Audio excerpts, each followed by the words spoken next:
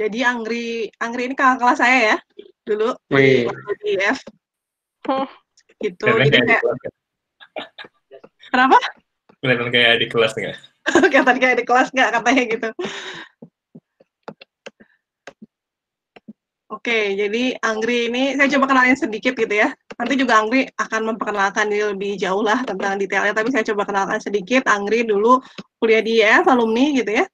Kemudian udah ngambil MBA ya, Pak Anggri ya. MBA-nya di Korea. Ada yang suka opa-opa di sini? Atau nonton drakor terus tiap hari gitu ya? Sempat nonton drakor nggak kalian? Patrick Bu. Scott. Jingga Bu, jingga. Katanya kalau kuliah online ITB mana sempat nonton drakor, malah sempat tiktokan gitu ya. Kalau kata di ITB receh sih gitu ya. Saya follower Waduh. ITB receh loh. Waduh, Waduh. ampun. Patrick yang Oke. receh Bu. Ya, jadi Anggri ini ngambil MBA. MBA-nya di IT ya? Betul ya, Anggri ya? Spesialisasinya di industri IT dan media. Oke, jadi sangat cocok lah sesuai dengan kuliah ini gitu ya menurut saya, karena di sini kuliahnya terkait dengan manajemen sumber daya di IT terutama gitu ya. Terus Anggri juga punya banyak pengalaman gitu ya. Terutama sekarang di Sweet Media udah 8 tahun, 8 bulan gitu ya. Ini saya nyontek di LinkedIn ya.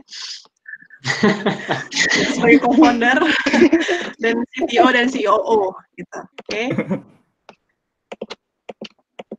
Oke, jadi itu pengantar dari saya. Jadi silahkan hari ini biar nggak bosen lah lihat saya terus gitu ya kuliahnya. Jadi saya undang tamu yang tentunya bisa memberikan insight yang lebih banyak gitu ya secara praktikal.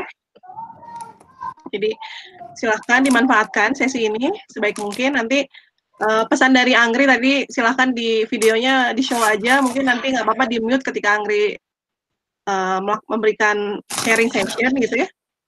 Atau mau di-unmute boleh kalau nanti kalian komen-komen gitu ya. Sama kayak komen saya minggu lalu, kalian boleh komen, boleh ketawa gitu ya. Biar nggak kayak ngomong sendiri gitu. Oke? Baik, Bu. Oke, jadi silahkan, Anggri. Ya, makasih Bu Ginar. Ya. Selamat siang semuanya. Siang. Siang Kak. Selamat Siang. Mbak. Makasih Bu Ginar udah memperkenalkan dan memberikan kesempatan buat sharing di kuliah AST Resource Management ya Bu ya. Ya, betul. Jadi saya kasih judul sharing saya hari ini itu Measure What Matters. Sebenarnya ini mirip judul buku sih. Penulisnya itu John Doers. Dia salah satu tokoh penting yang memperkenalkan konsep OKR ke Google. Dan banyak juga dari bersama startup-startup di Indonesia dan di luar negeri juga. Di sedikit perkenalan, nama saya Anggriawan Sugianto. Saat ini saya bekerja sebagai Chief Technology dan Operating Officer di Sweet Media. Sweet Media itu kita menyebutnya digital agency. Jadi kita konsultan di bidang digital yang mengerjakan web, mobile apps development, dan digital marketing. Selain itu, saya juga punya podcast. Buat teman-teman mungkin yang suka dengerin podcast, itu bisa buka di Spotify atau Google Podcast atau Apple Podcast. Judulnya itu The Spectrum Talks. Saat ini sih baru ada sekitar 11 episode, dan kebetulan ini beberapa narasumbernya, lebih dari separuhnya itu alumni Informatika ITB. Mungkin yang alumni IST belum ada sih, karena kebanyakan ini angkatan tua. Angkatan tua ya, Pak? Mau nggak mau di state ya? Iya, pas zaman saya kuliah belum ada STI soalnya. Iya. Nah, saya kuliah lulus tahun 2008 di ITB. Waktu itu masih jadi satu informatika aja. Dulu saya labnya di programming di lantai 2. Kemudian saya juga sempat melanjutkan studi tahun 2013 itu di KAIS di Seoul.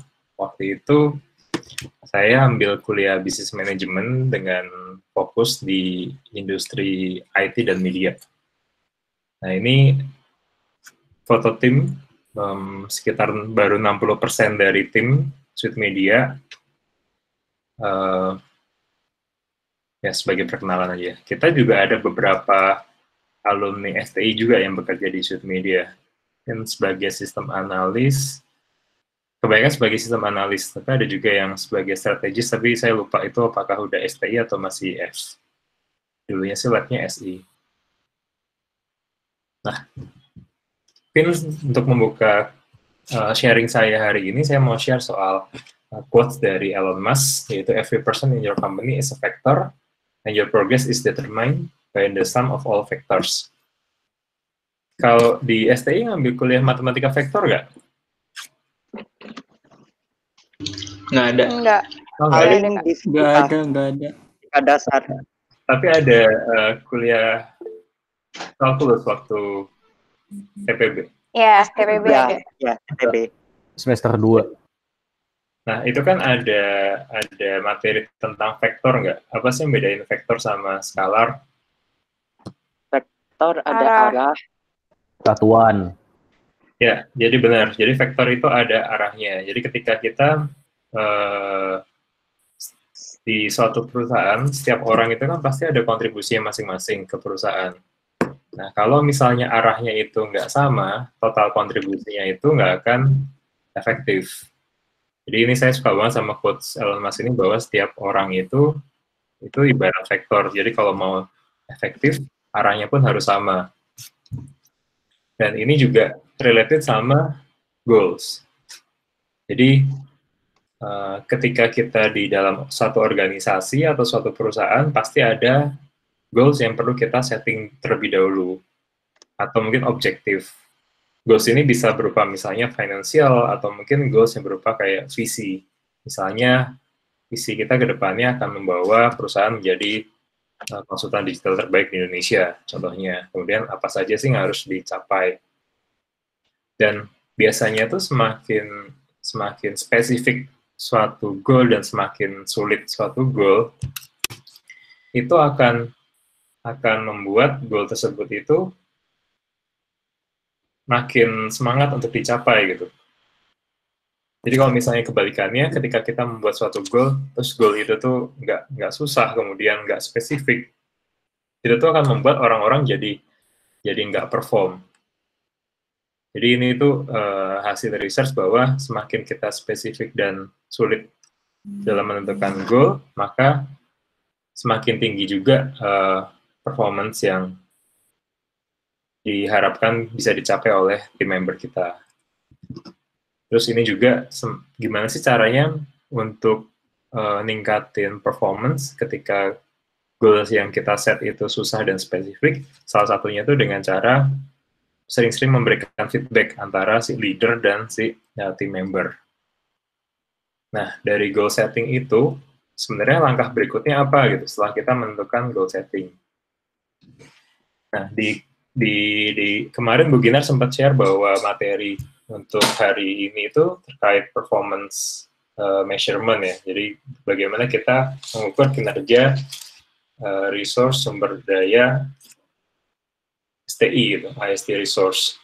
Jadi ketika kita pertama kali sudah set goals ya, kemudian next-nya itu bagaimana cara kita mengukur goals tersebut gitu. Dan di dunia manajemen itu yang recently popular itu ada 3 framework. Yang pertama itu terkait Management by Objective, MBO.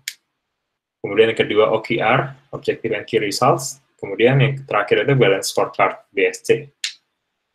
MBO ini sebenarnya dari tahun 1950-an sampai 60-an. Inisiatornya itu Peter Drucker. Peter Drucker ini salah satu, bisa dibilang kayak bapak manajemen lah gitu, karena buku-bukunya itu banyak banget terkait manajemen, how to run the company, how to manage the company. Beliau itu saat itu dosen di New York University, dan buku yang paling populer itu The Effective Executive. Kemudian berkembang tahun 83, ini praktisi, ada Andrew Grove. Beliau adalah CEO Intel dan juga sempat menuliskan buku High Output Management tahun 83. Saat itu Andy Grove membuat suatu konsep OKR. Jadi ketika kita sudah define apa goals-nya, apa objektifnya, berarti kita harus mention juga apa saja sih yang akan menjadi key result, bagaimana kita mengukur performance-nya. Dan OKR ini dulu nggak terlalu populer, sampai akhirnya tahun 99 itu John Doerr, itu sebelumnya dia adalah engineer di Intel, dan tahun 90-an itu John Doerr itu udah join ke venture capital yang akhirnya invest di Google. Beliau membawa konsep OKR ini ke Google. Waktu itu ceritanya si John Doerr itu nanya ke co-foundersnya Google, kalian gimana sih caranya measure performance kalian terkait manajemen, dan co-foundernya Google tuh have no clue at that time. Jadi mereka yaudah kita coba aja adopt konsepnya OKR. Kemudian di tahun 90-an ini ada Robert Kaplan dan David Norton. Mereka berdua itu awalnya dosen di Harvard Business School. Mereka bikin konsep namanya balance scorecard. Jadi ketika kita membuat goal dan nge-breakdown apa aja sih yang harus jadi goal tersebut, itu nggak semata-mata dari sisi finance saja gitu, tapi juga dari berbagai sisi aspek dari perusahaan. Dan konsep BSC ini recently juga diupdate dalam bukunya yang terbaru, XPP, Execution Premium Process, itu diterbitkan tahun 2008.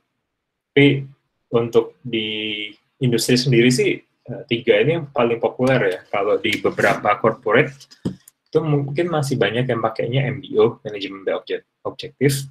Jadi dulu sebelum saya join Sweet Media, saya engineer di Samsung, mereka masih pakai konsep MBO untuk performance manajemennya. Kemudian ketika saya bergabung di Sweet Media dan manage Sweet Media, saya mengambil konsep balance scorecard gitu untuk mengatur atau mengelola performance dari Sweet Media. Kemudian setelah berjalan, saya juga baca-baca, oh ternyata ada konsep OKR nih yang lebih praktis. Akhirnya saya coba combine balance scorecard dengan OKR. Nanti mungkin saya akan jelaskan gimana sih proses performance measurement di Sweet Media. Oke, yang pertama kita start dari MBO. Jadi bedanya apa sih MBO dengan performance management yang lain? Jadi kalau di MBO, itu kata kuncinya itu adanya kesepakatan antara manajer dan employees.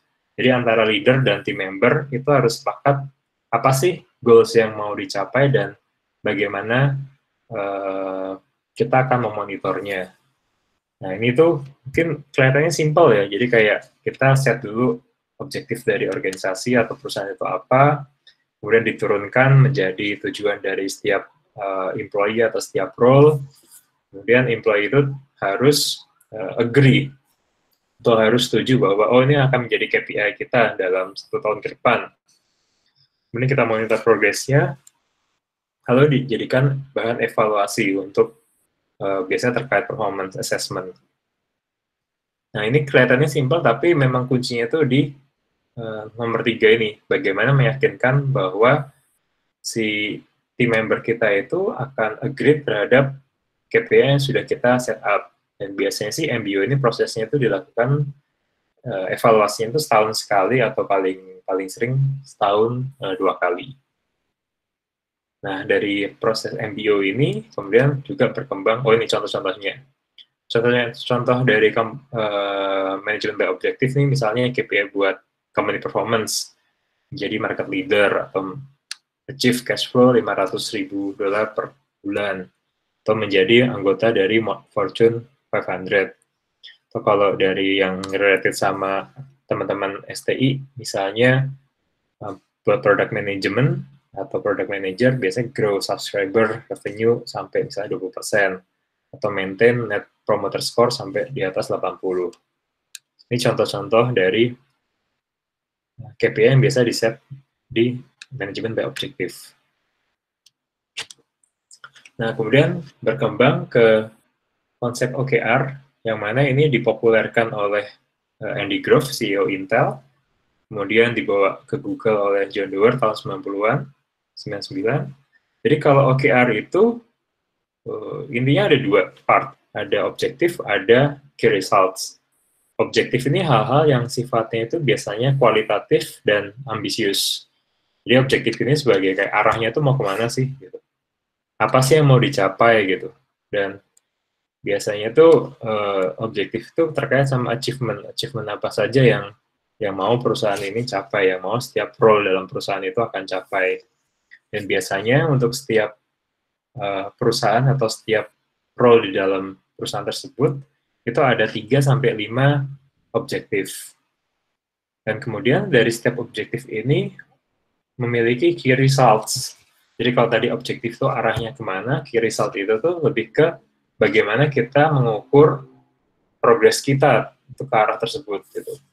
Key result itu biasanya bersifat kuantitatif dan pasti bisa diukur, bisa dikuantifikasikan, dan itu menjelaskan hasilnya, jadi bukan prosesnya, bukan activities-nya. Karena kalau activities itu masuknya ke inisiatif atau project, sedangkan key result itu apa sih hasilnya yang akan dicapai yang related sama objektif.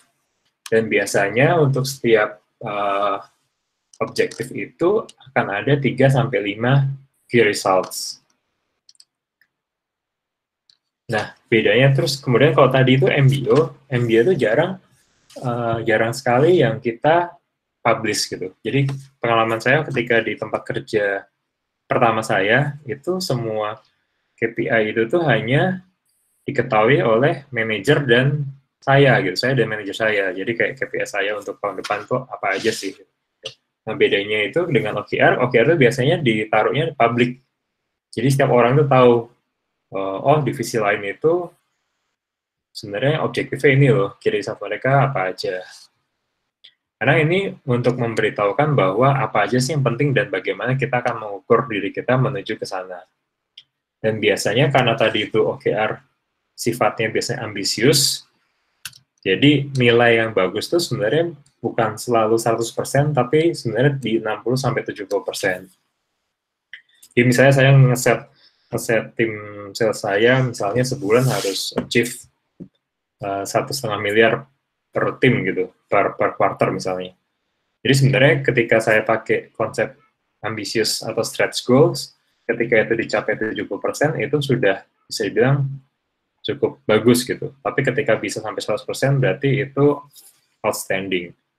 Dan biasanya stretch goal ini itu akan gabungan antara quality dan quantity key results.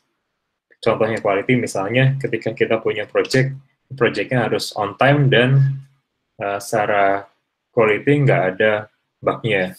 Tapi kalaupun kita bilangnya bug free, itu tetap harus bisa dikuantifikasi. Misalnya setelah launch, ketika dalam fase hypercare, itu bug yang boleh ketahuan, itu mungkin cuman kayak maksimal 5 bug gitu yang boleh ditemukan oleh klien.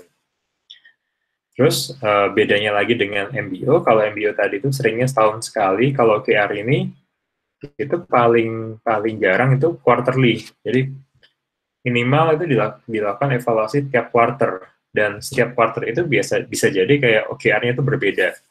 Misalnya OKR buat quarter 1 kemarin, bagaimana kita bisa close project sebanyak-banyaknya. Tapi misalnya di quarter 2 ini OKR-nya kita bisa ganti, misalnya bagaimana kita bisa dapatkan deal sebanyak-banyaknya project gitu. Jadi gimana caranya kita dapetin banyak project baru untuk quarter 2. Itu bisa jadi hal yang berbeda untuk setiap quarternya. Dan untuk setiap OKR quarterly ini harus ada check-in, mengecek tiap minggunya itu progresnya sampai mana sih, setiap bulannya sampai mana. Nah, OKR ini juga bisa dipakai untuk alignment ya. Ini yang paling menarik sih. Karena kalau di MBO itu setiap tim member itu tuh nggak bisa kebayang sebenarnya ketika kita, misalnya waktu itu saya sebagai engineer mengerjakan satu project, terus project itu tuh ternyata saya kebagian project yang R&D untuk suatu produk, tapi produknya itu bukan sesuatu yang baru gitu. Terus salah satu poin dalam MBO saya itu, kita harus nge-solve bug sebanyak-banyaknya. Itu kalau di MBO kita nggak kebayang tuh, itu hubungannya dengan performance perusahaan secara keseluruhan tuh apa sih? Gitu. Nah kalau di OKR, setiap orang itu tuh kita bisa relate sebenarnya OKR kita misalnya sebagai software engineer atau sebagai analis itu tuh relate-nya sama perusahaan seperti apa sih? Karena OKR itu sifatnya bisa mix antara top down dan bottom up. Jadi misalnya di awal perusahaan akan mengeset 3 OKR utama gitu, di tahun ini atau di quarter ini gitu. Contohnya misalnya buat naikin revenue, kemudian meningkatkan proses efisiensi, dan meningkatkan misalnya people capacity gitu. Nah ini misalnya di individual OKR sebagai analis misalnya, oh dia berarti harus bisa define requirement yang sangat detail gitu. Jangan ada requirement yang ternyata itu tuh ketika proses development berjalan hal tersebut baru diketahui. Nah, contohnya seperti itu. Itu tuh nanti harus bisa di-relate sampai ke OKR level company. Nah, kita juga biasanya OKR ini juga bisa diturunkan dari misi, kemudian jadi strategi, dan objektif di sisi perusahaan, objektif dari sisi departemen atau tim, kemudian jadi key result untuk masing-masing tim. Kemudian untuk setiap key result itu biasanya relate sama project apa aja sih atau inisiatif apa aja yang untuk mendukung si key result tersebut. Jadi key result ini outcomes ya, bukan activities. Dengan project ini adalah activities-nya. Ini ada beberapa contoh OKR, misalnya untuk product manager gitu. Contoh objektifnya sukses launching versi 2 dari produk utama kita. Itu misalnya contoh objektifnya. Dan gimana sih caranya kita measure bahwa project ini sukses gitu. Key result-nya misalnya ada 3. Yang pertama, dapetin 10.000 sign up dalam 1 quarter, kemudian sign up to trial ratio, jadi orang yang udah sign up sampai akhirnya nanti trial misalnya lebih dari 25%, kemudian yang udah trial sampai jadi user yang berbayar, misalnya di atas 50%. Terus biasanya dalam satu role atau untuk satu role itu ada minimal 3 objektif. Misalnya yang kedua, melakukan research terhadap apa sih yang user dan non-user itu pikirkan, kemudian implement misalnya product planning proses secara 360 degree. Gitu. Dan kita jabarkan juga apa aja menjadi key results. Buat software developer misalnya, contoh OKR-nya, improve quality of product releases. Jadi objektif ini tuh biasanya berupa hal-hal yang kualitatif ya. Jadi lebih berupa kayak achievement apa sih yang mau dicapai di quarter ini. Terus kemudian key results ini contoh-contoh dari bagaimana kita mengukur progresnya. Contohnya misalnya meningkatkan kualitas produk, ya misalnya reduce bugs during development sampai 20%. Improve unit testing of rates sampai 50-70%. Terus contoh lain misalnya improve speed of feature release gitu. Contoh key results-nya misalnya mengurangi lama QA sampai 2 minggu. Atau kita juga bisa bawa OKR ini untuk hal-hal yang mungkin nggak terkait sama bisnis ya. Misalnya kayak di suatu klub football atau American football, atau mungkin bisa juga, kalau ini contohnya American football, jadi misalnya general manager itu dapat objektif misalnya gimana menghasilkan revenue gitu, meningkatkan profit buat shareholders. Dan key results-nya itu bisa dibagi jadi 2 misalnya, menang Super Bowl sama secara penjualan tiket itu terjual lebih dari 88%. Dari si OKR GM ini bisa di breakdown ke 2 hal ya. Jadi OKR buat head coach sama OKR buat head of PR. Nah, contohnya buat head coach, objektifnya itu harus menang Super Bowl gitu. Jadi key results-nya apa aja sih? Misalnya setiap game passing attack-nya itu 200 yard, kemudian defense-nya harus minimal ranking 3, kemudian dan lain-lain. Kemudian untuk yang penjualan tiket itu sampai 88%, itu diturunkan jadi OKR-nya buat head of PR atau head of marketing. Situ key result-nya misalnya kayak meng-hire beberapa pemain gitu, yang bisa ningkatin kayak fans engagement. Kemudian kita nge-highlight pemain-pemain kunci, contohnya seperti itu. Nah, dari masing-masing key results ini akan di breakdown lagi nih, jadi project atau inisiatif.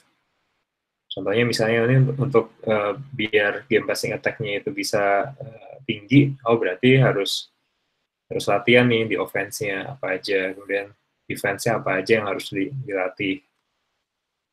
Kemudian untuk yang head of PR misalnya, bagaimana biar bisa nge-hire 3 pemain yang bisa punya daya tarik tinggi, ya harus misalnya cari di top 25 college. Atau bagaimana sih biar kita nge-highlight player kunci, ya misalnya dengan cara hire 10 new cheerleaders gitu, biar cheerleaders itu misalnya buat interview si key players kita gitu, supaya awareness-nya makin tinggi. Ini contoh penerapan OKR untuk organisasi seperti klub football. Nah, untuk contoh yang menarik nih, yang saya juga banyak belajar, itu dari GitLab. Jadi kalau di GitLab itu, kalau kita buka di about.gitlab.com/company/OKRs, mereka itu nge-publish OKR-nya sampai detail banget gitu. Jadi sampai ada OKR buat CEO-nya apa sih gitu. Ini IACV itu adalah total kontrak tahunan yang jadi revenue-nya si GitLab. Kemudian dari objektif ini, misalnya, kita lihat CEO ini punya satu objektif, yaitu IACV, kemudian yang kedua itu ada objektif lain.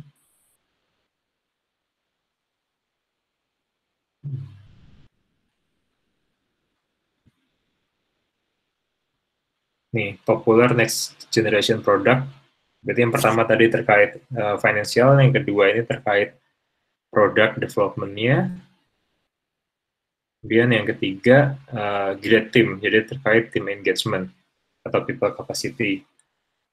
Terus dari setiap masing-masing OKR CEO itu akan di breakdown lagi ke posisi-posisi di bawahnya. Contohnya kalau yang CEO great team ini, key results-nya apa aja sih? Misalnya, working and book first and no content is being produced in other tools. Jadi semua manual itu harus dijadikan satu pakai GitLab, jadi nggak berceceran di Google Docs atau Classroom.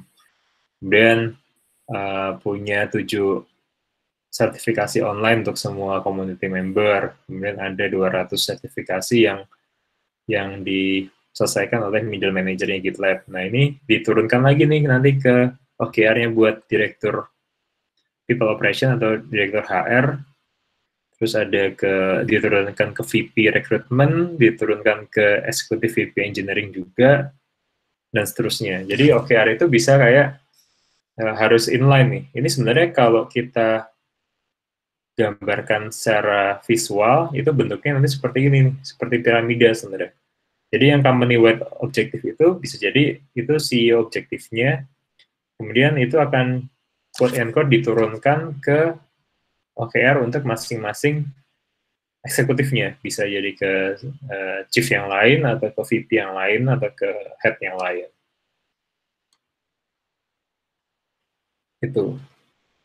Ini contohnya kalau CV itu incremental annual contract value.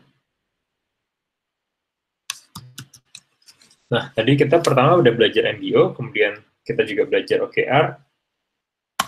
Selanjutnya, ada juga konsep namanya balance scorecard. Jadi kalau tadi di MBO itu kan intinya adalah kesepakatan antara leaders dan team member terhadap KPI apa yang mau di-achieve pada 1 tahun itu. OKR tadi itu lebih ke apa aja sih yang harus kita achieve di 3 bulan ini, kemudian bagaimana cara kita mengukurnya, key result apa aja yang akan kita measure. Terus setiap orang atau company itu akan punya 3 objektif, 3-5, tapi itu nggak di-define sama sekali objektifnya itu apa gitu, konteksnya apa. Jadi yang penting, apa sih yang paling penting dalam 3 bulan ini, ya udah itu yang dikerjakan. Nah, kalau balance scorecard itu sesuai namanya balance. Jadi konsep dari si Profesor Kaplan sama Norton ini ketika kita menentukan objektif untuk suatu perusahaan, itu tuh nggak boleh kita melihat hanya dari sisi finansial saja gitu.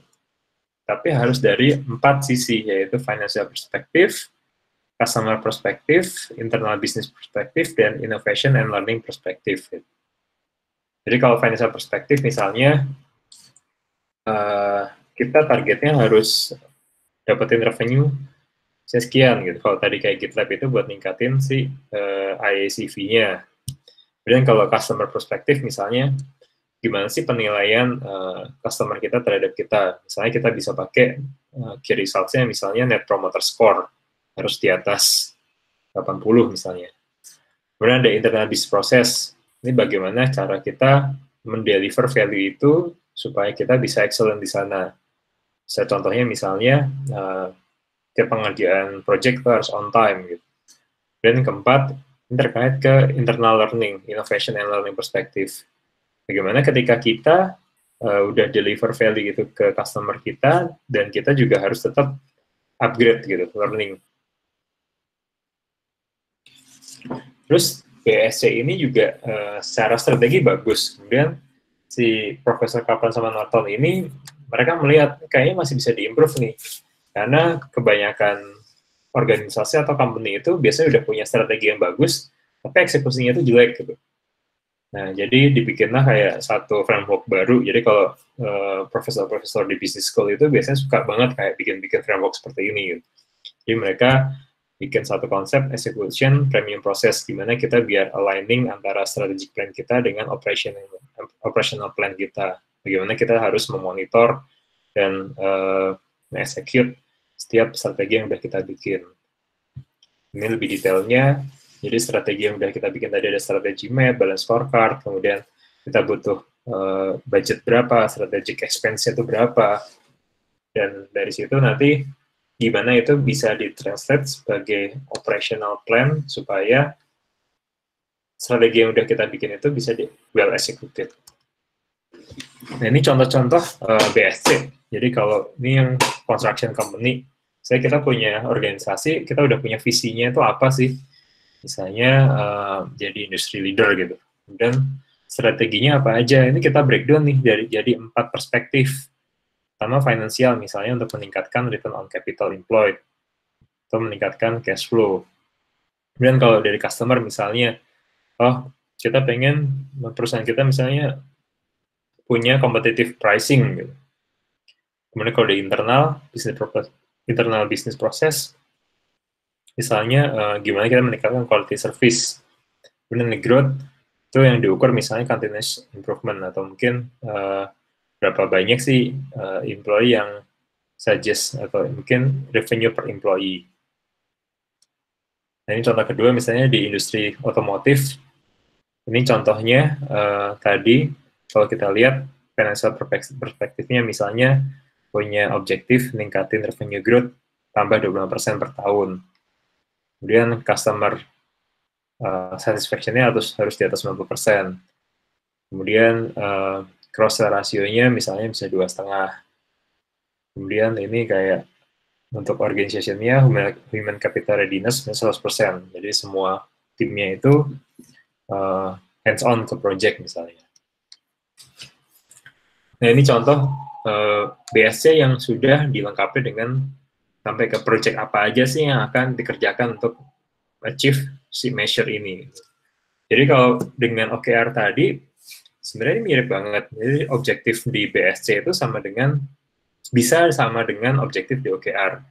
Kemudian measures dan target ini sebenarnya kalau digabungin tuh bisa jadi kayak key results yang ada di OKR. Tapi bedanya kalau di BSC ini, mereka nggak terlalu mikirin yang harus stretch goals atau harus dipublish gitu. Kalau di BSC ini yang penting adalah perspektif kita tuh harus seimbang gitu antara financial, customer, proses, dan organizational capacity. Nah, ini untuk case study di Sud Media. Kami di Sud Media juga pakai konsep gabungan antara BSC dan OKR. Jadi secara garis besar, untuk strategi map kita itu biasanya saya menekankan 4P ke semua manajer saya. Jadi bisnis itu terkait sama people, process, project sama profit. Jadi kalau kita mau punya bisnis yang berjalan dengan baik, fokus nomor satu itu harus di people. Gimana kita bisa ningkatin people capacity kita, misalnya ningkatin terus meningkatkan skills dan knowledge, kemudian meningkatkan team engagement, baru kemudian meningkatkan proses. Nah, proses yang baik itu yang seperti apa sih? Yang secara kualitas itu akan terus baik dan terjaga gitu. Karena misalnya di konsultan itu kebanyakan kualitasnya itu tergantung sama orang kan. Ketika nggak ada standarisasi proses, itu biasanya prosesnya akan menghasilkan kualitas yang tidak terstandarisasi. Jadi challenge di Sweet Media misalnya bagaimana caranya kita bisa meningkatkan service quality dan ini rata untuk semua tim. Jadi kayak misalnya contoh nanti measurement-nya atau contoh key results-nya itu semua divisi harus punya onboarding curriculum atau semua divisi harus punya sekian SOP gitu. Kemudian yang kedua juga bagaimana meningkatkan proses efisiensi. Ketika ada project yang biasanya kita mengerjakan 3 bulan, bisa nggak ini dikerjakan dengan waktu yang lebih singkat, misalnya 2 bulan saja. Mungkin kita perlu bikin base code, mungkin kita perlu bikin desain pattern, mungkin kita perlu bikin desain sistem, dan lain-lain. Kemudian ketika people dan proses itu udah baik, yang ketiga itu project. Gitu. Jadi, project ini terkait sama client perception, bagaimana customer melihat Sweet Media, dan kalau mereka melihat Sweet Media itu baik, ya otomatis nanti akan terkait sama profit juga gitu. Dan client relationship juga kita perlu jaga, dan saya meningkatkan client loyalty. Bagaimana biar client yang ditangani oleh Sweet Media itu bisa terus loyal menjadi partner kita, dan ujung-ujungnya setelah people proses project, ujungnya itu di profits. Jadi meningkatkan profitability, kemudian ini bisa diturunkan dari revenue yang naik dan juga dari cost yang berhasil dikurangi. Sebenarnya konsepnya mirip sama balance scorecard, tapi ya financial, kemudian customer perspective ini terkait sama project atau client perception, dan business perspective ini terkait sama proses excellence, kemudian innovative dan learning perspektif ini kalau di Sweet Media relatif sama people capacity. Kemudian di masing-masing ini nanti kita punya breakdown semacam kayak key results-nya apa aja sih yang harus dicapai. Misalnya client perception, berarti NPS-nya harus sekian. Kemudian satisfaction rate-nya harus sekian. Itu kita measure semuanya. Nah, sebagai penutup, mungkin tadi kan kita udah ngomongin berbagai macam, mulai dari goal settings, apa yang akan dicapai. Kemudian kita udah ngomongin soal bagaimana kita measure. Tadi ada 3 framework yang saya sampaikan, ada MBO, ada OKR, ada BSC.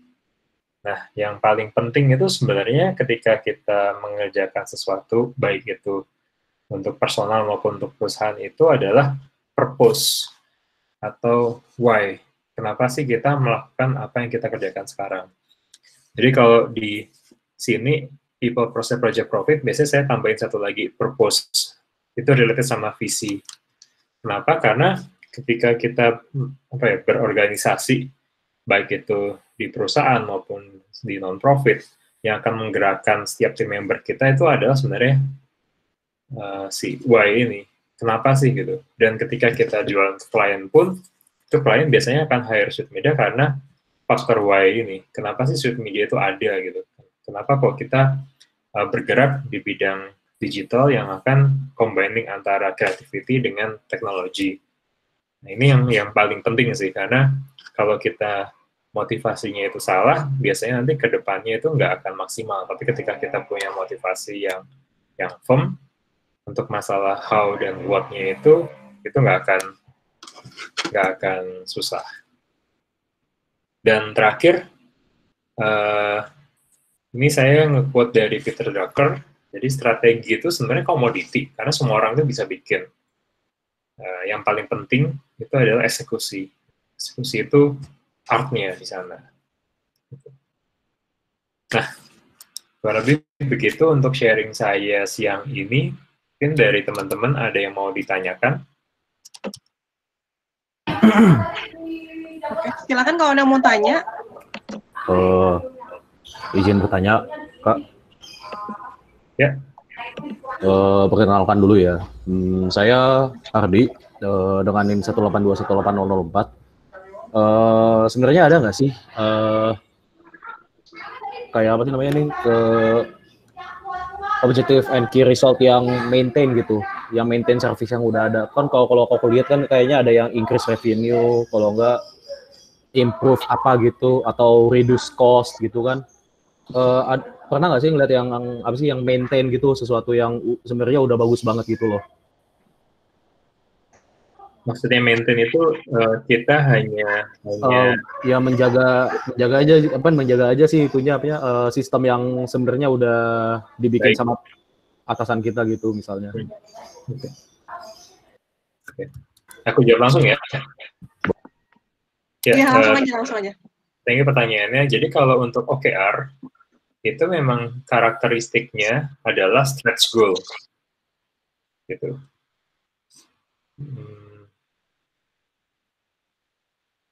Nah, karakteristik dari OKR itu biasanya itu stretch goal. Jadi ketika kita udah punya sistem yang baik, ketika kita pakai OKR, sebenarnya untuk objektifnya itu nggak bisa kita cuma maintain.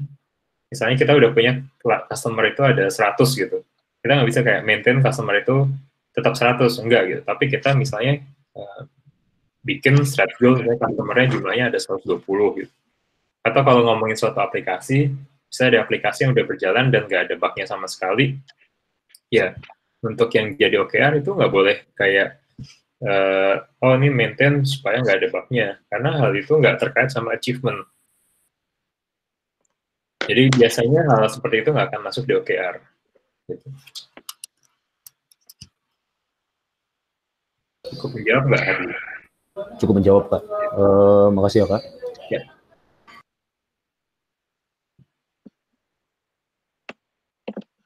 Oke, ada yang mau tanya lagi? Silakan. Masih ada 1 jam lagi loh kita. Oke. Ini siapa ini? Silakan perkenalkan ya. Patrick. Oke. Perkenalkan saya Patrick 8288018. Nah, Kak, aku tuh sebenarnya sebelumnya pernah dengar nih yang OKR ini di Arkavidia kemarin.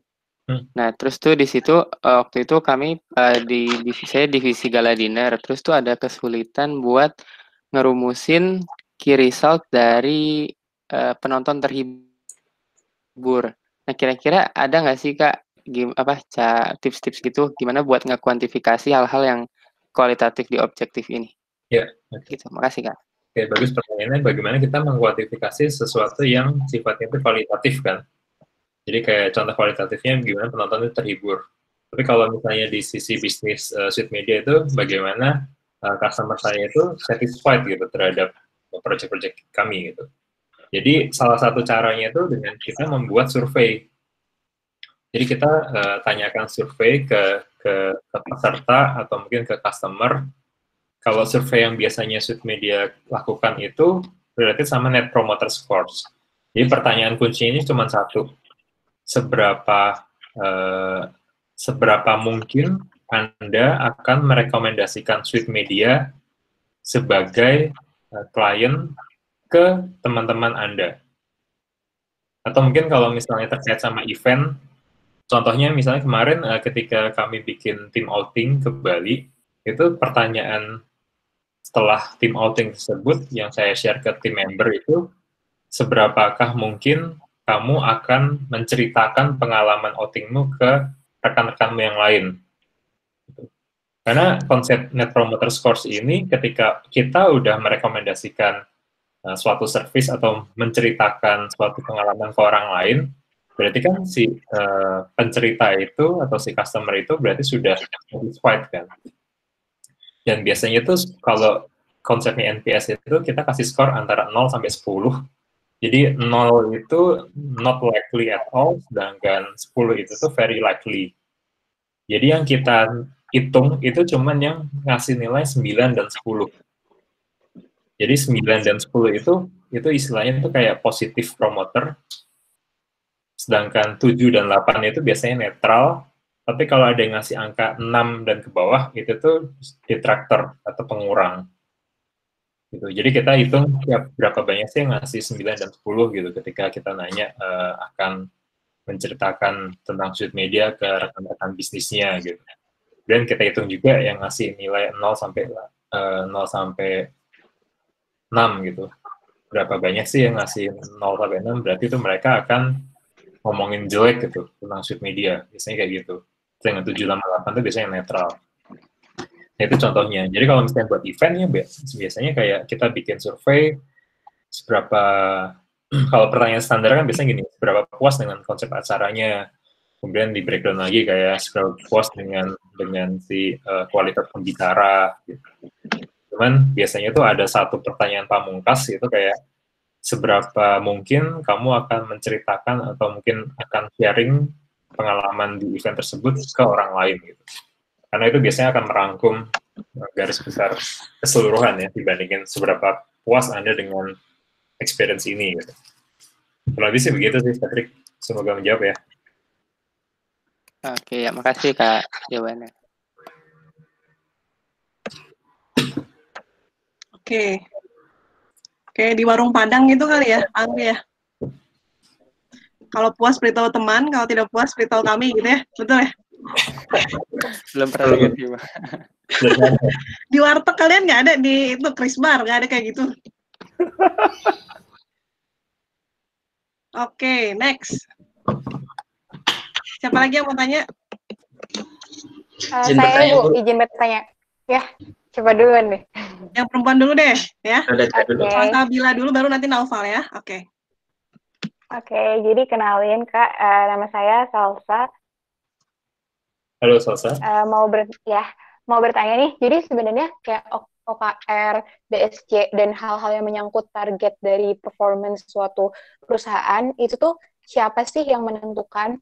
Dan apa ada perbedaan misalkan suatu perusahaan dengan level manajerial yang udah banyak, kayak organisasinya udah gendut banget, sama perusahaan yang masih small teams gitu. Jadi apakah yang menentukan target-target ini tuh kayak cuman top managers, atau kayak mereka diberi kesempatan untuk berdiskusi dengan anak buahnya, atau kayak gimana tuh proses terciptanya target-target ini? Kayak gitu aja. Makasih. Oke, jadi kalau teorinya, ketika kita nge-define suatu target, itu harus mix antara top down sama bottom up.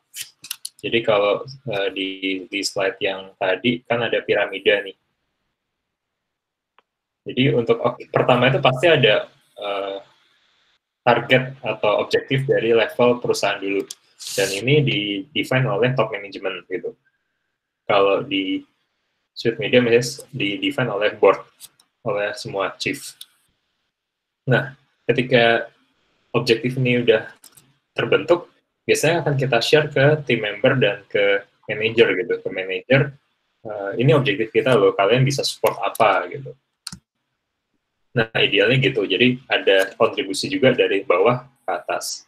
Cuman biasanya kita kalau ngerjain performance measurement ini biasanya buru-buru gitu. Jadi kayak misalnya buat quarter 1, Januari start, kita Desember itu baru lihat nih hasil evaluasi kita selama Q4, Q3 seperti apa sih, kita coba define ke Q1. Nah, biasanya kalau yang saya lakukan, saya udah bikin 80% itu tuh udah jadilah dari mulai level top management sampai ke level manager, sampai ke level individual, nanti baru manager dan individual itu akan menyesuaikan lagi. Gitu.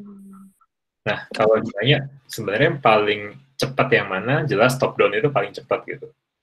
Kemudian apakah itu efektif, itu balik lagi tergantung seberapa kita bisa mengkomunikasikannya dengan baik gitu. Karena walaupun kita udah bikin draftnya secara keseluruhan, dan kita bisa mengkomunikasikan dengan baik, seolah-olah tim member kita itu juga contribute terhadap ke defining strategi ini, maka kan kita bisa ningkatin sense of belonging-nya kan. Karena kuncinya itu kalau di performance management ini adalah salah satunya itu sense of belonging. Makanya di konsepnya MBO-nya si Peter Drucker dari tahun 60-an itu masih dipakai sama perusahaan global di tahun 2009-2010. Itu kan udah kayak 50 tahun berjalan kan, tapi tetap dipakai. Karena di situ konsep yang menarik adalah si team member itu quote-unquote dipaksa harus setuju gitu terhadap KPI-nya gitu. oh ini ada KPI sekian ini, kamu mau nambahin atau mau discuss gitu. Tapi banyak kan orang ya udah saya agree gitu. Gitu sih Salsa. Semoga. Oh ya, oke. Mau nanya lagi deh Kak, nambahin yang lanjutin yang tadi. Berarti misalkan udah dikasih, misalkan dari chief, terus kayak mungkin ngasih tahu ke suatu ketua divisi kayak gitu-gitu. Nah, terus si OKR-nya sebenarnya itu bisa di breakdown lagi nggak? Maksudnya akhirnya kayak per tim itu tuh punya OKR dengan lebih spesifiknya tugas mereka masing-masing gitu. Kayak misalkan di OKR utamanya itu kayak tadi meningkatkan berapa banyak yang sign up. Nah, tapi kayak si tim ini, dia tuh kayak timnya tuh marketing gitu. Jadi akhirnya tim marketing ini tuh kayak punya OKR yang lebih detail kayak gitu. Ya, bisa. Ini yang paling bagus tuh di GitLab. GitLab itu dia publish semua OKR-nya cuman sampai level director. Dia nggak sampai level ke yang paling bawah staff. Karena kita bisa dapat bayangannya ya. Ini aku masih sharing screen-ku kan ya. Ini contohnya dari OKR-nya CEO yang pertama, itu bisa di-breakdown jadi OKR buat CRO, ini Chief Revenue. Kemudian OKR-nya Chief Revenue ini bisa di-breakdown jadi kayak OKR-nya buat VP Field, Operational, VP Alliance, sama Director dari Field Enablement. Kemudian ini OKR-nya VP ini juga bisa di-breakdown jadi OKR buat Director Sales Operation, Manager Sales Strategy, sama Director Field Enablement. Jadi sebenarnya OKR itu bisa ketika kita breakdown, dia harusnya bisa nyambung sampai ke OKR yang level individual, gitu. Oh, menarik sih Kak.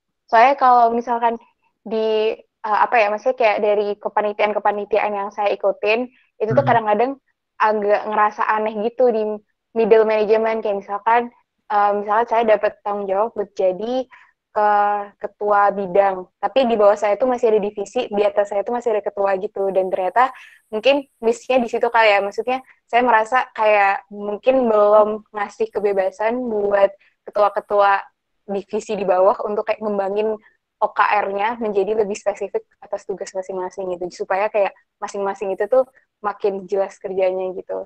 Itu sih kayak yang saya dapat simpulin. Ya, itu aja sih Kak, makasih. Ya. Karena yang menariknya OKR itu tuh alignment itu ya. Jadi kita bisa kayak bikin OKR dari level paling atas sampai ke paling bawah, dan ini harus bisa dirunut gitu. Karena kalau enggak, ya ini nggak relevan sih. Karena konsepnya OKR itu yang ditulis di 3 objektif utama itu biasanya yang terkait achievement, bukan sesuatu yang rutinitas gitu. Jadi kalau yang mau jadi achievement itu ternyata nggak nyambung sama yang di atas, kan jadi kayak kita kehilangan arah.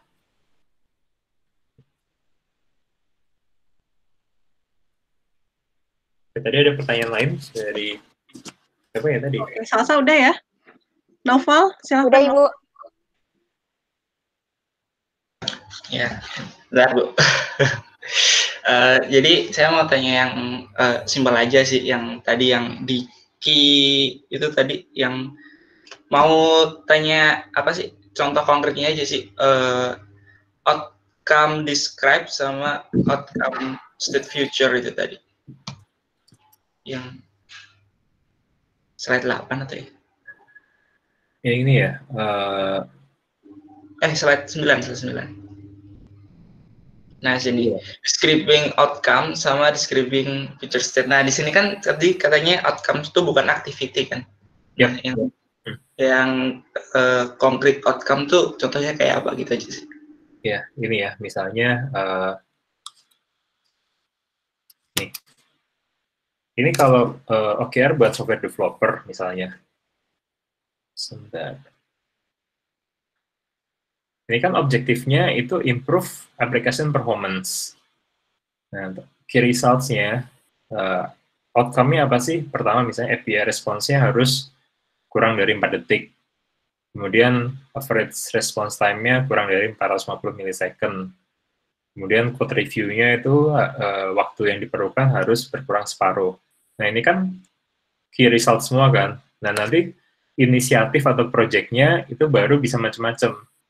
Contohnya gimana kalau kita caranya mengurangi API response time sampai 4 second, misalnya apakah kita perlu pakai case tambahan kayak misalnya varnish, atau sebenarnya kayak memcached aja udah cukup gitu. Atau mungkin kita perlu upgrade servernya.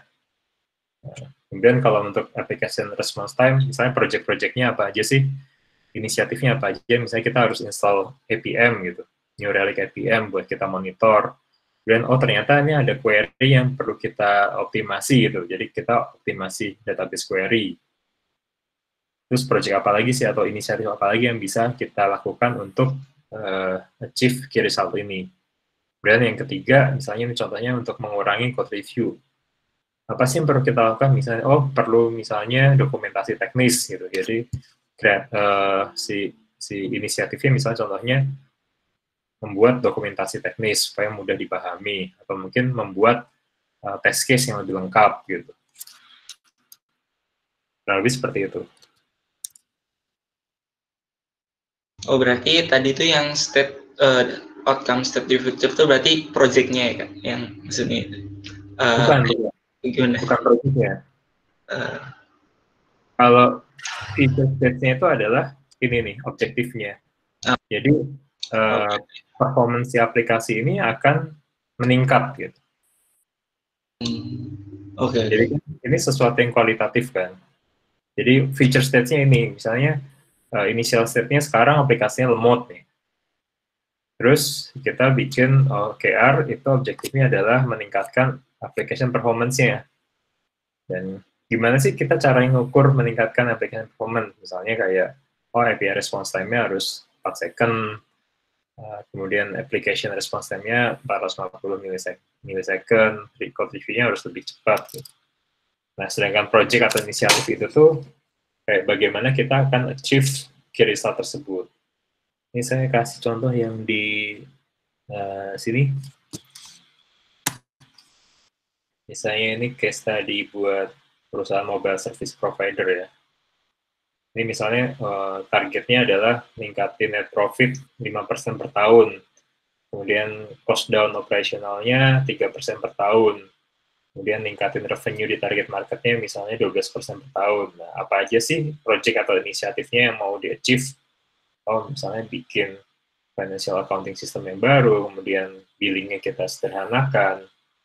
Ini contoh-contoh inisiatifnya.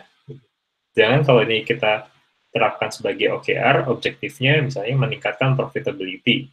Sedangkan key result-nya net profit di atas 5%, operating cost di bawah 3%, revenue sesuai target marketnya misalnya di atas 12%.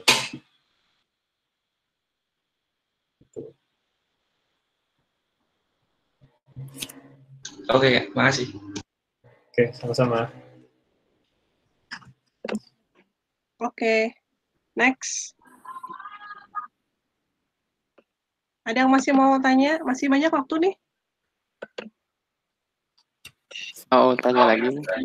Patrick, boleh. Ya, Kak, kenalin lagi aku Patrick. Mau tanya Kak, tadi kan OKR tuh kurang lebih 3-5 ya jumlahnya ya? Iya, objektifnya. Nah, itu ada nggak sih tools buat ngebuat si OKR ini?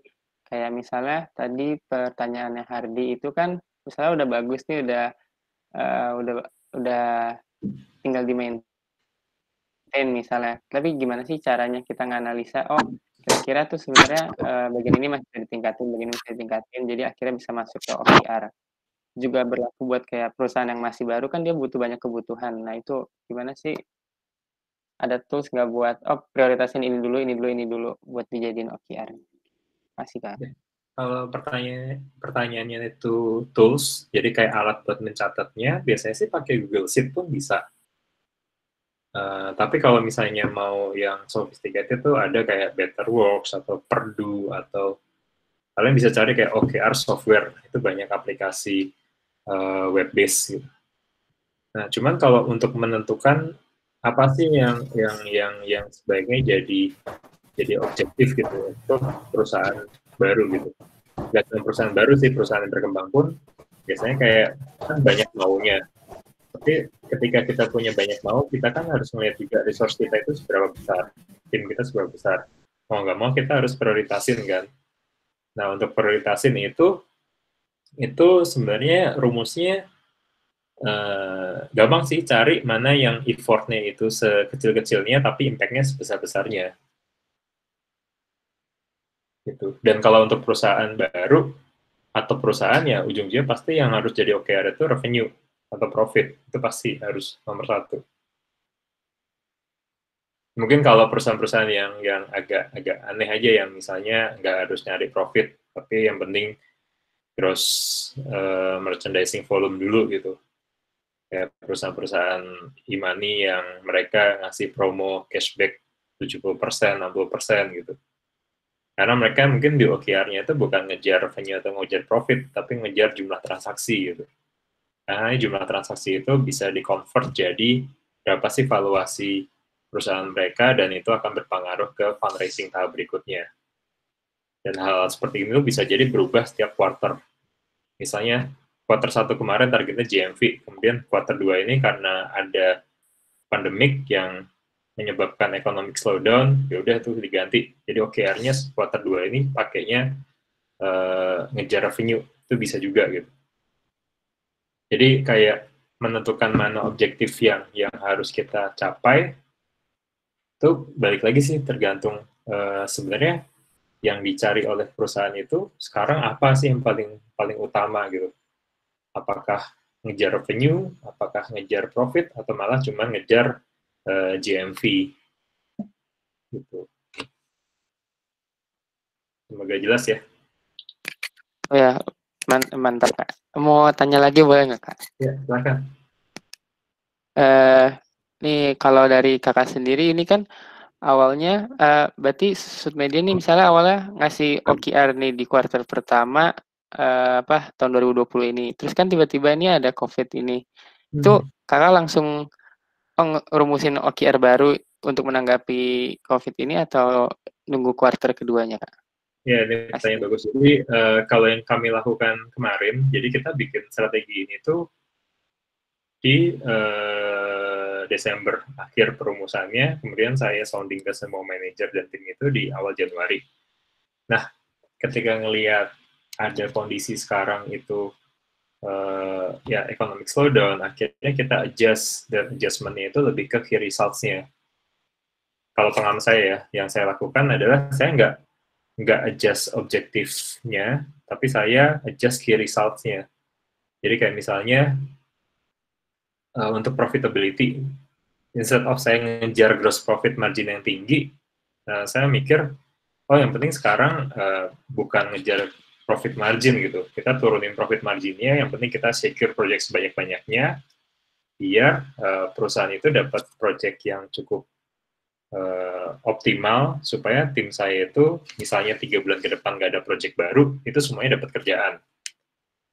Gitu. Daripada saya harus mertahanin target profit margin, tapi nanti project-nya itu jumlahnya turun, otomatis nanti kayak tim saya utilization-nya jadi turun juga. Dan ketika tim utilization turun dan lagi ekonomi lagi resesi, itu kan ujung-ujungnya pasti nanti ada efisiensi jumlah resource, yang itu saya nggak mau lakukan gitu. Ngerempetnya ke sana. Jadi kayak untuk di kuartal 2 ini kemarin sekitar bulan Maret, kami tuh work from home sejak minggu ke-3 Maret kalau nggak salah, tanggal 16. Terus sebelum kita work from home, kita juga meeting semua manajer, saya bilang kayak kita adjust target kita untuk kuartal 2 itu bukan mertahanin profit margin, tapi gimana biar kita bisa secure project sebanyak-banyaknya. Itu contohnya sih. Jadi memang harus fleksibel. Enaknya pakai konsepnya OKR itu kita lebih agile ya. Karena kan OKR itu kenapa agile ya? Karena dia time basisnya itu pendek, 3 bulan, dan biasanya yang kita taruh itu cuma 3-5 gitu. Hal-hal yang sifatnya itu kayak rutinitas, kayak maintaining sesuatu, itu kan nggak ada di sana. Itu memang kita kerjakan sih, tapi itu bukan bagian dari yang mau kita achieve kan. Jadi bisa fokus, bisa berubah juga lebih cepat gitu. Beda sama kayak MBO. Kalau konsepnya MBO tuh biasanya kayak kita setnya di awal tahun gitu. Terus kayak berubah di tengah, itu biasanya kadang nggak di-adjust lagi gitu. Pengalaman saya dulu di company sebelumnya sih nggak kayak gitu soalnya.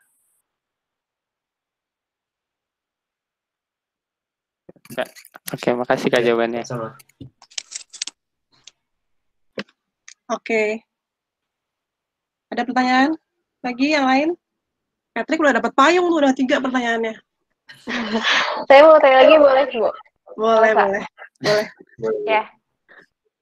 Kalau mau tanya aja sih, jadi kan tadi Kamu kalah udah dijelasin kalau OKR itu jangka waktunya pendek. Nah, terus kalau misalkan dari OKR key result-nya itu ada yang nggak tercapai, apa yang dilakukan? Dan berarti kan kalau ada yang nggak tercapai, berarti kan, dan udah selesai tuh 3 bulannya misalkan, berarti kayak harus bikin buat quarter selanjutnya. Nah, berarti key result yang nggak tercapai ini, apakah kemungkinan besar diturunkan lagi buat quarter selanjutnya, atau karena ada perubahan strategi dan lain sebagainya, jadi bisa di hold dulu dan fokus ke hal yang lain, biasanya yang terjadi di lapangan seperti apa? Oke, pertanyaan bagus sih. Jadi ketika kita bikin target, terus kan ada measure-nya atau ada key results-nya kan, itu tuh nggak selalu achieve gitu. Jadi hal pertama yang kita lakukan adalah evaluasi gitu. Jadi sebenarnya kenapa sih kok misalnya contohnya di kuartal 1 kemarin dari 3 tim sales saya itu ada satu itu perform sangat baik, satu achieve target sweet spot, satu lagi itu nggak achieve sama sekali gitu. Itu saya coba evaluasi kayak ini kenapa sih bedanya, padahal dari jumlah leads yang dikasih juga semuanya merata gitu, prospek yang dikasih juga merata, dan tipe klien yang dihandle untuk masing-masing tim itu juga merata, nggak ada satu yang menonjol. Ternyata setelah saya evaluasi di salah satu tim ini, penyebabnya adalah banyak kayak project-project besar yang ternyata depending dulu gitu, yang dimana klien kami nggak bisa ngasih keputusan saat itu juga. Jadi ada yang depending kemungkinan sampai kuartal 3 gitu, karena ngelihat ada slowdown di kuartal 2 ini, makanya mereka nggak berani untuk ngasih decision kuartal 1 jalan project tersebut. Gitu. Jadi ketika kita setelah melakukan evaluasi, kita lihat nih penyebabnya apa sih. Kalau memang penyebabnya itu sesuatu yang di luar kontrol kita dan sangat mempengaruhi kita, mungkin kita akan adjust key result untuk kuartal berikutnya, kita turunin gitu. Tapi kalau misalnya yang terjadi itu di luar kontrol kita dan ya impact-nya kita ini cuman kurang beruntung aja gitu, bisa jadi kayak di kuartal berikutnya key result tetap sama gitu. Seperti itu sih. Jadi kayak apakah kita akan menurunkan atau malah tetap sama, itu tergantung dari analisa kita terhadap yang di dalam kontrol kita sama yang di luar kontrol kita ya. Oh, oke. Baik, Kak. Tapi berarti si OKR ini, karena dia itu jangka waktunya pendek banget, kayak 3 per quarter gitu, ini berarti beda ya sama mungkin strategic planning-nya perusahaan untuk jangka waktu yang lebih lama gitu. Dan apakah hampir semua perusahaan ada strategic planning yang lebih lama kayak gitu, dan apakah kalau ada, si OKR ini tuh meskipun dia lebih pendek jangkanya, tetap harus inline sama yang rencana lebih besar ya perusahaan? Oke. Harus inline pasti gitu. Apakah setiap perusahaan punya strategic planning? Biasanya sih punya ya. Gitu. Kalau di Sud Media kita punya target 3 tahun. Kita nggak bisa ngawang lebih dari 3 tahun, karena biasanya kalau di dunia IT itu lebih dari 3 tahun tuh kamu kayak terlalu mengawang-awang lah, terlalu visioner dan susah untuk kita breakdown gitu. Jadi kayak kita biasanya kayak di atas 3 tahun itu sifatnya lebih ke vision, lebih ke mimpi. Tapi kalau 3 tahun kita baru bisa bikin kayak planning apa aja sih yang harus dicapai di 3 tahun ini. Kemudian itu diturunkan lagi jadi setahun, baru setahun itu diturunkan lagi jadi per quarter gitu. Dan karena kami pakainya itu sebenarnya lebih ke perspektifnya BSC, jadi nggak cuma sekedar financial ya, tapi juga misalnya dari sisi client perspektif gitu, gimana sih caranya meningkatkan trust terhadap Sud Media, atau gimana caranya meningkatkan quote and quote pencitraannya Sud Media gitu. Nanti itu kita ukur juga tuh, misalnya berdasarkan dari berapa persen kita win rasionya ketika kita ikut pitching, ikut tender, berapa persen sih kita menang gitu. Kalau memang kita persentasenya itu kecil, penyebabnya apa? Apakah jangan-jangan kita salah target, atau yang kita perception kita bangun itu kurang positif gitu. Jadi kan kita bisa evaluasi. Tapi biasanya sih kayak untuk 3 tahun itu ada, terus tahun baru per 3 bulan. Oke. Ada beberapa perusahaan kayak misalnya yang kayak industri-industri yang udah tua, itu bisa bikin planning 5 tahun, 10 tahun gitu. Tapi kalau untuk industri yang masih baru banget, kayak contohnya IT, ya mungkin apa yang terjadi sekarang, ini 3 tahun lalu itu nggak common gitu. Itu kan kayak misalnya GoFood, GrabFood gitu. 3 tahun lalu kan juga masih jarang kan orang belanja makanan online. Nah, kurang lebih gitu sih. Oke. Sip. Makasih, Kak. Ya. Oke. Salsa, terima kasih. Nanti payungnya diambil ya sama Patrick barengan. Oke, siapa lagi yang mau tanya?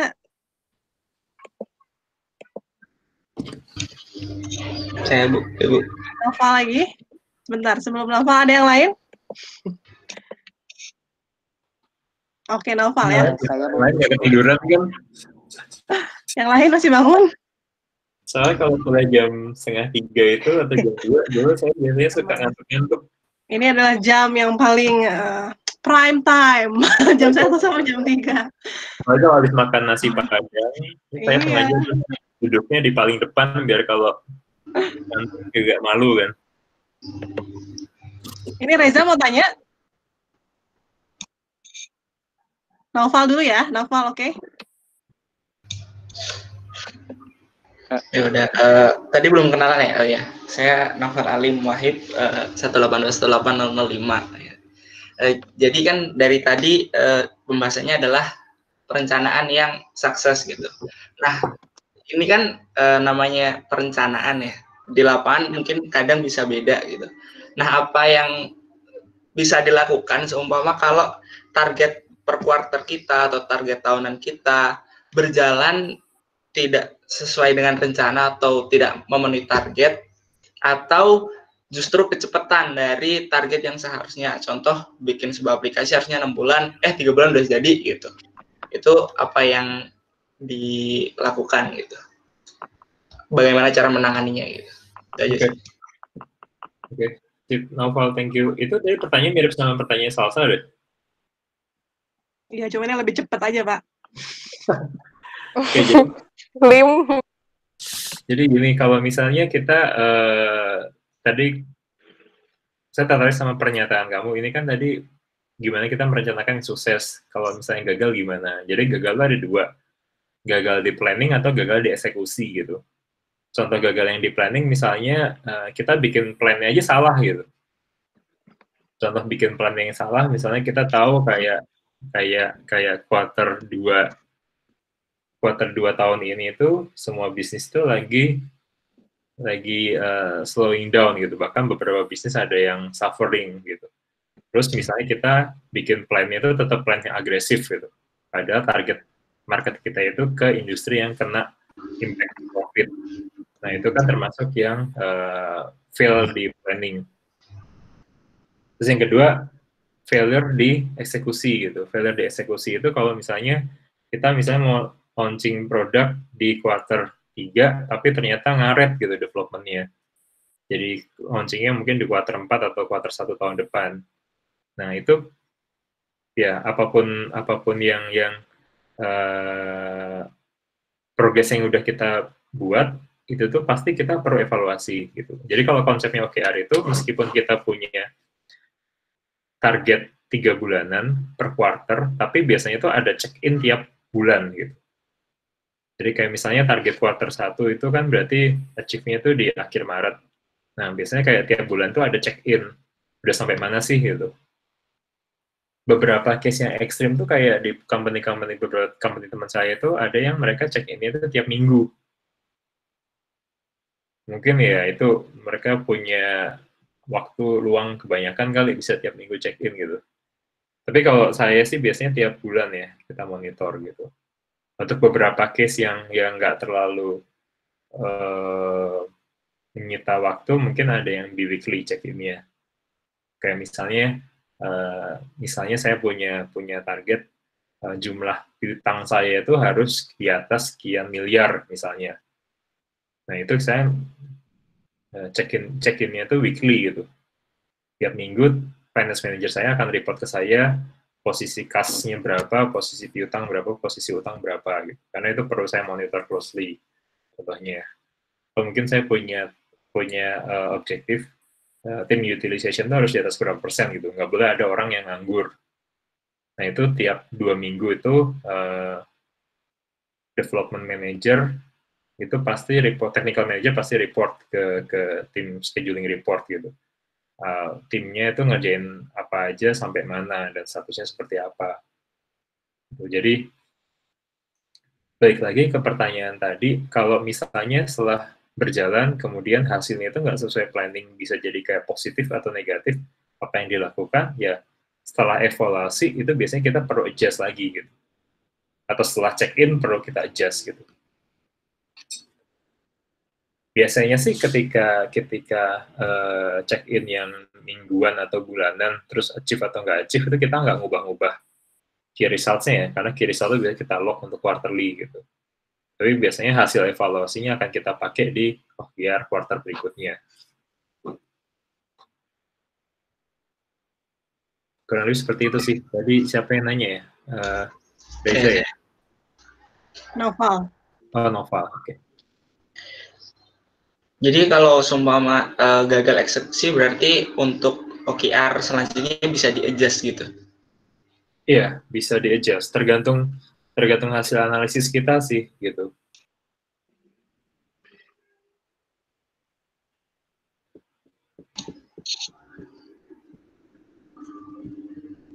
Sekalian deh, kalau apa hasil eksekusinya tuh berantai, berarti kita harus mundurin semuanya gitu kalau seumpama itu eksekusinya telat gitu atau? Iya, pasti. Ini case-nya sering banget tuh kayak misalnya bukan di saya ya, tapi di klien ya. Mereka mau bikin satu produk, jadi kan ketika mereka mau launching produk itu kan ada produk development-nya, kemudian ada produk marketingnya kan. Sedangkan marketing itu baru bisa jalan ketika produknya udah ready. Tapi ketika development-nya itu ngaret, mau nggak mau, marketing itu akan mundur juga kan. Gitu. Jadi kayak misalnya case-nya itu, saya menang tender untuk digital marketing gitu. Tapi ternyata yang mau dipasarin itu produknya ngaret gitu. Belum siap untuk dipasarin, ya mau nggak mau itu mundur kan pelaksanaannya.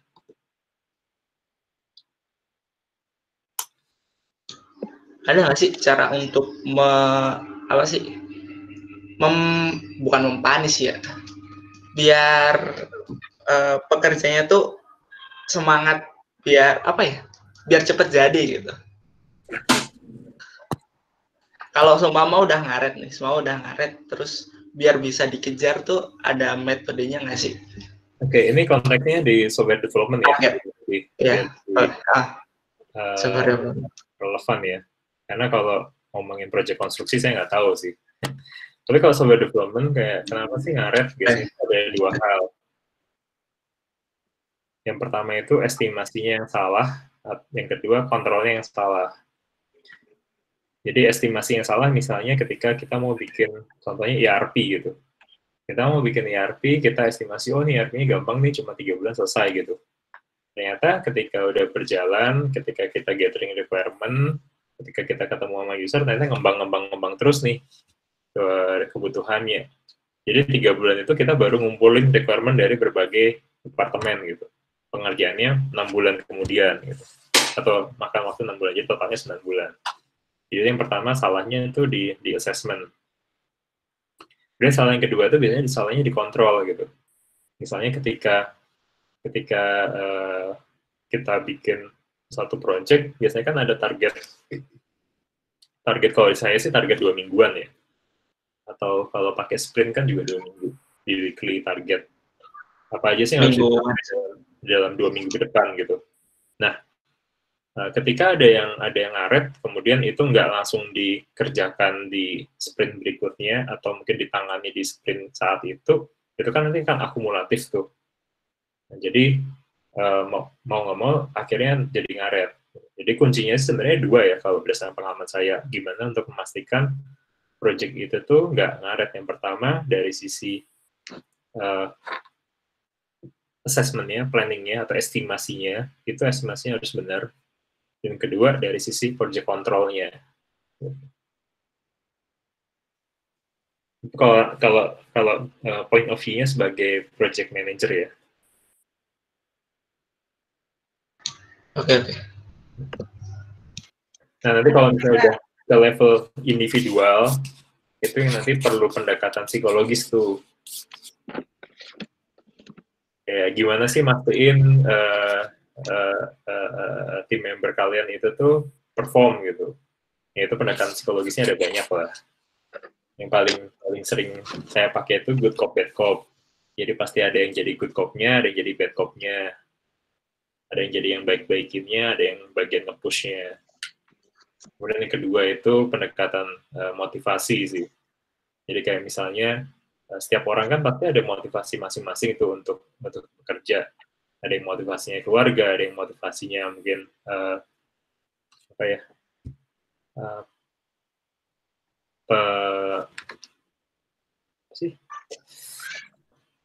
dia nunjukin bahwa dia tuh mampu gitu. Ada juga yang motivasinya itu karena gengsi sama temen-temennya. Nah, itu kita coba gali dari motivasinya itu. Kita bisa coba convert motivasinya itu supaya jadi progres yang positif. Gitu.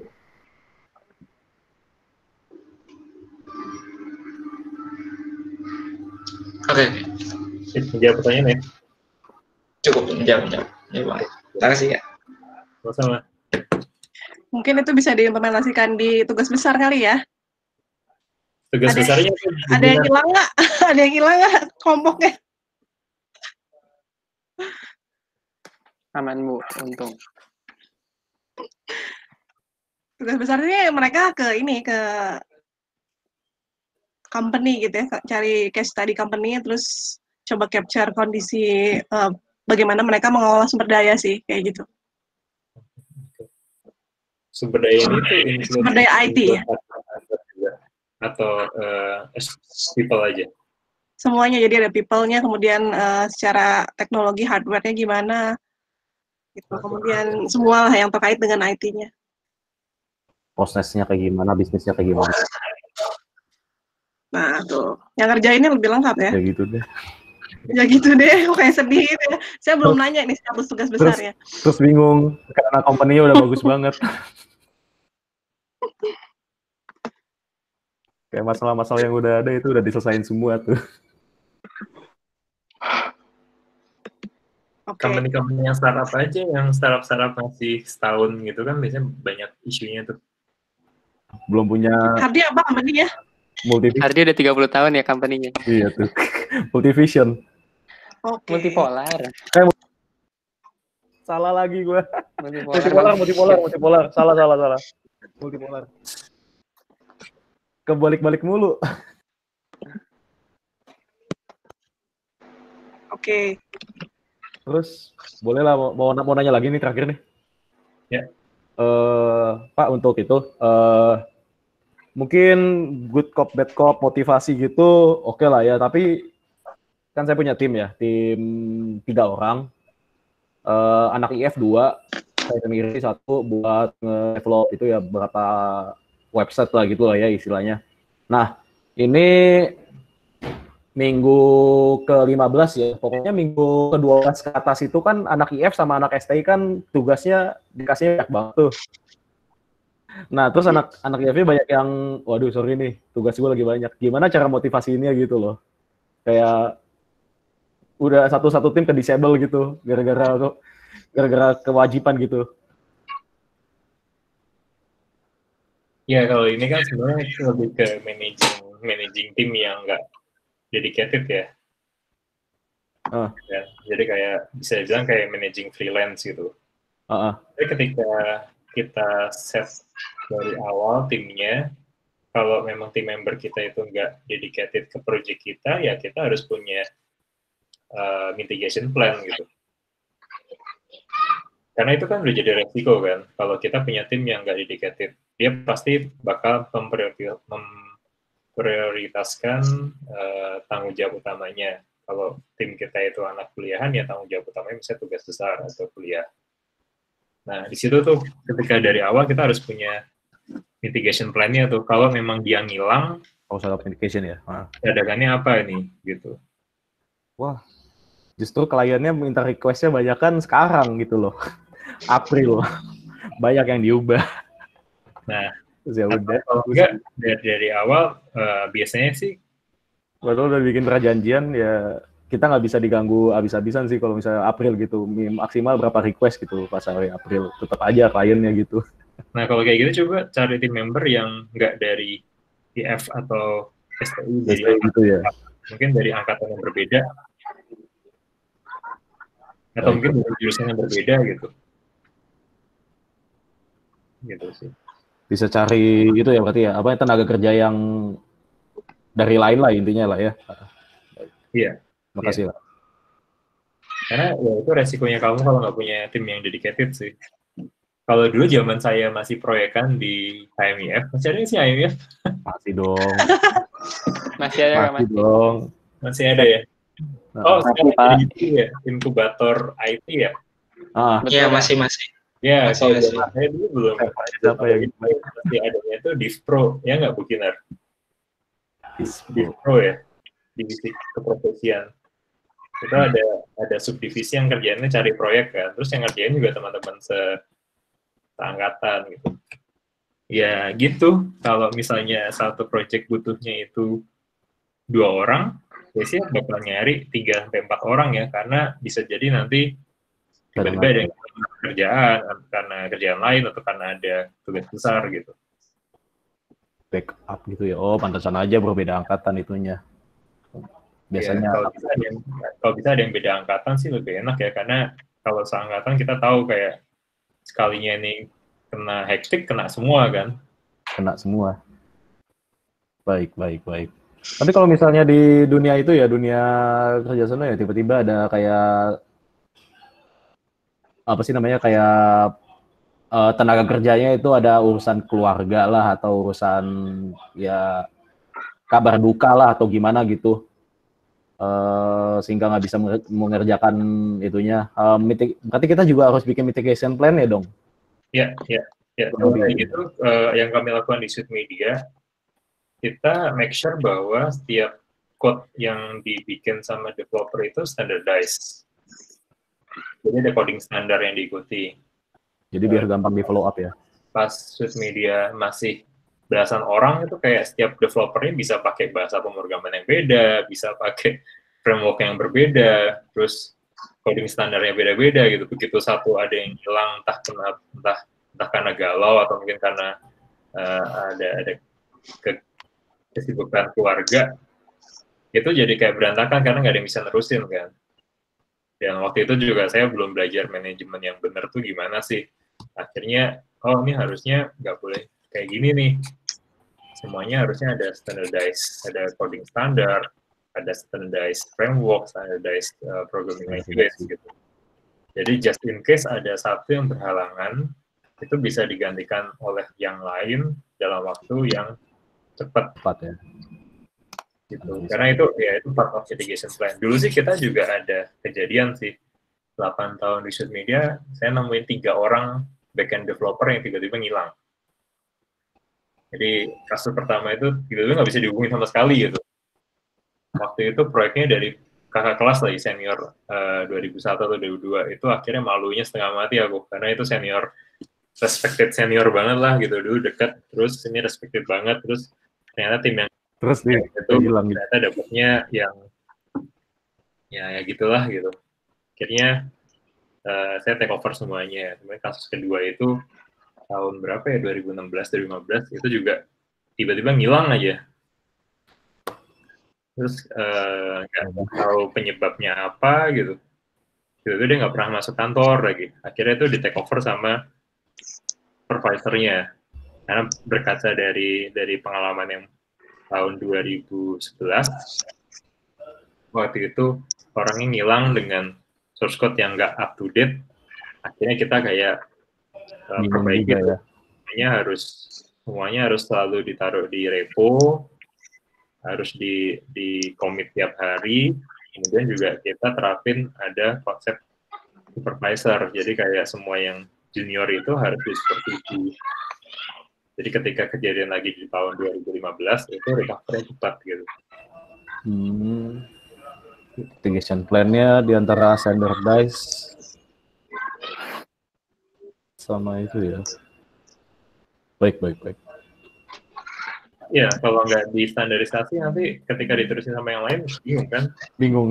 Jadi kalau anak IF biasanya udah nih kerjaan ulang aja gitu. Anak IF yang disuruh kerjaan ulang itu. Ya, gitu. Kerjaan ulang dibikin ulang dari awal lagi gitu. Baik. Makasih Kak udah tambah sekalian itu sharing sessionnya gitu juga. Nah, masalah masih ada 20 menit bisa tanya apa aja. Ada lagi? Ini anak-anak tingkat 2 ya? Tingkat 2 ya? 2. Ada yang tingkat 3 kayaknya. Ada. Biasanya kan kalau Bu, saya ingin tanya, boleh? Ya, saya ingin bertanya. Boleh? Sebentar. Oh, Reza ya? Reza dulu ya, baru Denny ya? Baik, Bu. Oke. Baik, Pak.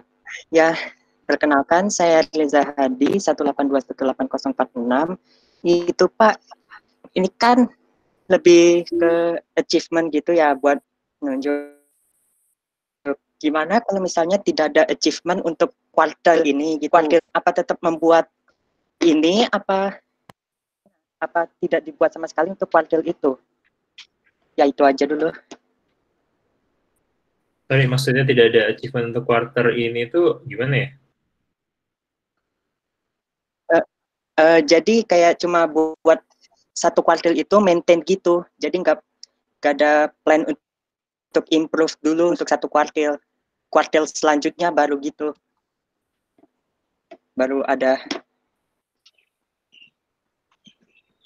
Kalau kayak gitu berarti apa yang diukur? Misalnya kan nggak ada. Berarti nggak bikin ya. Satu kuartal itu kosong.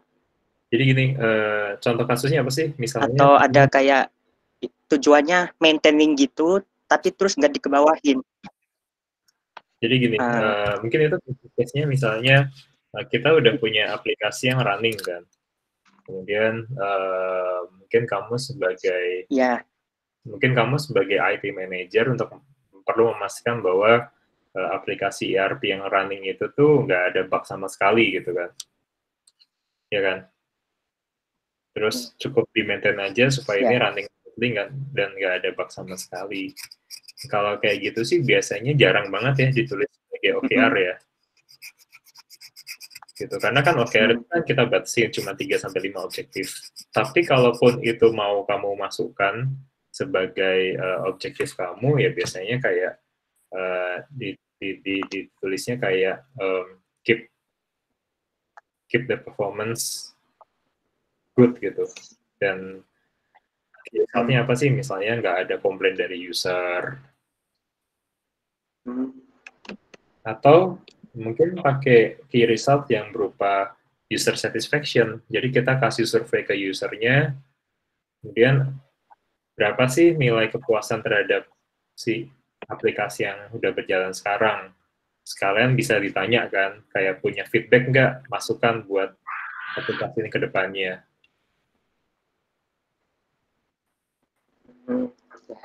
Gitu sih, paling gitu kalau kamu maintain sesuatu ya paling key resultnya kayak jumlah bugnya harus 0. Terus ya coba ini bikin survei aja user satisfaction-nya, apakah user itu memang udah satisfied atau belum gitu. Baik Pak, itu aja dulu, makasih. Ya, sama-sama. Soalnya kalau misalnya kita bikin OKR terus nggak ada isinya, itu kan berarti kayak, lah kamu kerja itu apa yang di-measure gitu. Ingat tuh judulnya ya, Measure What Matters ya. Iya, kalau nggak matters nggak usah di-measure gitu. Tapi kalau kita measure nothing, Masa nothing Nggak, matters? Pak. Soalnya kan katanya itu kalau misalnya yang berulang-ulang nggak ditulis, emang nggak ditulis. Jadi kan beda lagi kan kalau misalnya yang biasa gitu. Ini lebih ke tujuan kan? Ya, betul. Ya. Makanya biasanya konsepnya OKR itu buat stretch goal sih. Ada juga yang nggak stretch goal, ya dimodif lagi. Jadi kayak yang rutin dimasukin di sana. Tadi satu lagi, siapa ya tadi ya? Oke. Reza udah ya. Tadi next siapa? Saya Bu, Oke, Denny ya. Oke. perkenalkan Pak Denny 182 18025. Mungkin saya mau tanya pendapat Bapak sendiri aja sih. Kan dengan adanya COVID-19 ini yang mungkin kayak beberapa prediksi itu ada yang bilang pandemi ini bakal sampai beberapa bulan ke depan. Nah, sebenarnya buat ekonomi digital sendiri itu kondisi kayak ini tuh menguntungkan, merugikan atau gimana? Soalnya kayak di satu sisi kan eh, pasar saham juga sangat kacau dan ada yang bilang ini bakal jauh lebih krisis ketimbang krisis ekonomi 98 ataupun 2008. Nah, mungkin dari ekonomi digital sendiri tentu kan pasti bakal berkembang pesat kan di saat-saat seperti ini. Nah, ini tuh menurut Bapak sendiri tuh menguntungkan atau gimana sih dari pandangannya? Makasih. Ya, thank you Denny. Ini pertanyaan susah, honestly. Gitu. Karena menguntungkan apa enggak itu tergantung berapa lama sih kita akan mengalami krisis kesehatan ini gitu. Seberapa cepat kita bisa recover-nya. Karena makin lama recover-nya itu nanti impact ke ekonominya itu makin lama juga gitu. Dan ketika recovery itu apakah akan jadi kurva V yang kita cepat jatuhnya tapi juga cepat recover-nya, atau kurva U, atau mungkin kurva L gitu yang amit-amitnya mungkin lama banget recover-nya. Terus jadi poin pertama adalah ketika ada kebutuhan kesehatan seperti sekarang ini tuh susah untuk kita tahu sebenarnya ujungnya itu bakal beberapa lama gitu. Kemudian yang kedua, impact-nya terhadap ekonomi digital itu seperti apa? Ini juga sangat bervariasi karena apa ya? Kalau ngomongin ekonomi digital itu kan digital nggak bisa lepas begitu aja. Karena ini digital tuh sebenarnya nempel ke industri macam-macam kan. Kayak misalnya digital di industri education itu udah pasti akan meningkat gitu. Karena orang-orang dengan disuruh online learning, akhirnya semua tools pendidikan yang sifatnya bisa e-learning itu tinggi demand-nya. Tapi kalau digital yang terkait tourism gitu, kayak misalnya online travel agent, itu kan semuanya lagi suffering sekarang. Ada company yang saya tahu layoff 10% orangnya, ada company yang semua staffnya dialihkan jadi customer service karena banyak banget komplain untuk refund. Itu kan mereka suffering. Terus kalau kita ngomongin groceries atau retail, itu sekarang yang online groceries, online retail juga demand-nya lagi tinggi karena orang nggak bisa kemana-mana. Jadi sebenarnya ketika ditanya ekonomi digital itu gimana prospeknya ketika pandemi gini, tergantung kamu empowering digital itu tuh empowering ke industri apa gitu. Karena efeknya krisis COVID ini terhadap industri itu beda-beda. Terus kalau ngomongin ke stock market juga, ya kita juga nggak tahu bottomnya itu di mana, kapan harus ngeroknya, gitu. Halo? Oke. Denny, gimana? Atau masih ada yang belum terjawab? Terjawab sih, bener sih Pak, kalau memang harus sesuai sama industri kan. Ya.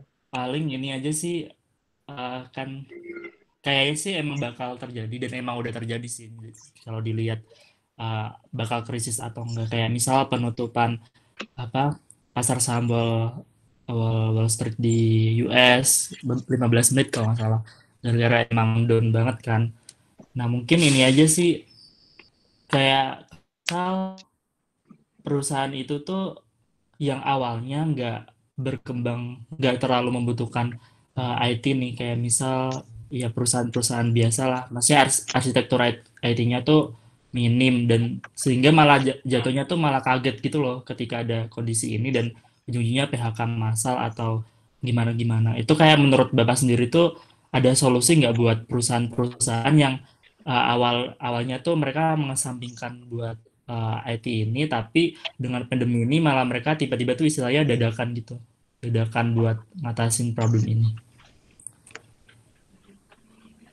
Ya, kalau dadakan buat ngatasin problem ini ya itu wajar ya, karena problemnya juga dadakan munculnya. Ini problem yang kita nggak bisa lihat di kuartal 1 kemarin. Terus apakah IT itu bisa jadi solusi? Iya, tapi nggak selalu gitu. Karena nggak semua industri itu bisa pakai IT sebagai solusi buat memperbaiki kondisinya ya. Kayak industri hotel sama travel itu kan nggak mungkin mereka manfaatin digital untuk mau ngapain gitu. Well, kayak yang aku tahu Airbnb terakhir itu mereka akhirnya pivot Airbnb experience-nya yang tadinya kita kayak nyewa tour guide, itu jadi tour guide-nya itu ceritain kita secara online, jadi kayak face to face. Terus kreatif loh. Ya, jadi kayak tour guide-nya jadi cerita gitu di lewat video conference gitu, dia ceritain kalau jalan-jalan di sini tuh kayak gini gitu. Ya apa ya, apalagi kalau kayak manufacturing gitu, itu kan kalau misalnya harus berhenti produksi ya udah ya. Apalagi kalau manufacturing yang selama ini jual barangnya itu ekspor ke negara-negara yang kena dampak ini gitu. Jadi kan itu susah banget itu kalau misalnya mau recover. Atau mungkin perusahaan-perusahaan manufacturer yang supply-nya itu dari China. Ketika kemarin ada masalah di sana kan supply-nya jadi terhenti. Itu juga susah kan. Terus untuk industri yang bisa go digital itu masih ada kemungkinan atau ada peluang gitu mereka menggunakan IT sebagai solusi. Contohnya misalnya perusahaan-perusahaan F&B, food and beverage. Kalau kayak di Jakarta ini kayak kopi tuku, kopi kenangan itu mereka nge-push banget jualan online sekarang. Mereka kerjasama dengan salah satu marketplace, misalnya jualan kopinya itu dalam bentuk botol yang bisa disimpan di kulkas gitu, online, dijualnya online. Atau mungkin kalau perusahaan-perusahaan kayak makanan itu, mereka akhirnya bikin produk baru yang bisa disimpan di freezer, jadi orang-orang yang nggak bisa masak kayak saya, tinggal manasin aja gitu, kasih bumbu, itu udah jadi gitu. Jadi memang harus kreatif sih, tapi kan kreatif itu caranya macam-macam ya. Ada yang bisa pakai IT, ada yang nggak bisa pakai IT. Kasihan tuh bisnis hotel tuh. Kenapa? Kasihan bisnis hotel. Ya, kalau hotel itu, kemarin aku cuma lihat ada 2 solusi kreatif dari mereka. Satu itu bikin hotelnya jadi tempat buat karantina mandiri. Jadi buat orang-orang yang mereka pengen tetap bisa kerja secara produktif, tapi nggak bisa kerja di rumah. Mungkin karena di rumahnya digangguin anak istrinya gitu. Terus, dia perlu kerja dan perlu karantina mandiri gitu. Atau enggak, orang yang mungkin jadi ODP atau PDP, tapi nggak mau nularin anak istrinya. Terus dia punya budget, ya udah aku coba stay 14 hari di hotel gitu. Jadi ada hotel di Jakarta yang dia satu grup sama dia part of konglomerat grup. Jadi di grup itu tuh ada hotel, ada rumah sakit juga. Jadi yang dia jual itu ya bisa karantina mandiri 14 hari di sana, terus dapat prioritas untuk tes COVID.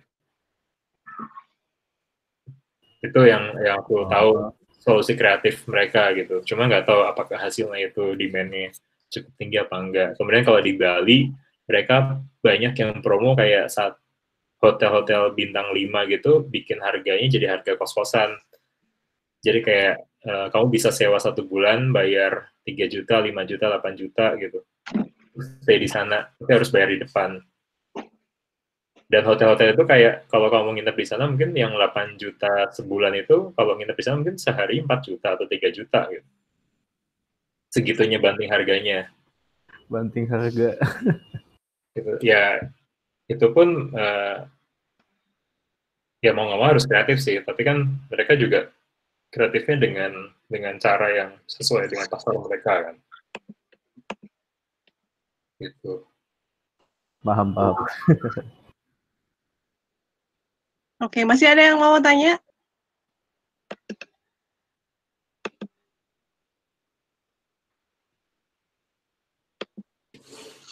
Ada? Masih pada bangun? Masih, Bu. Oke.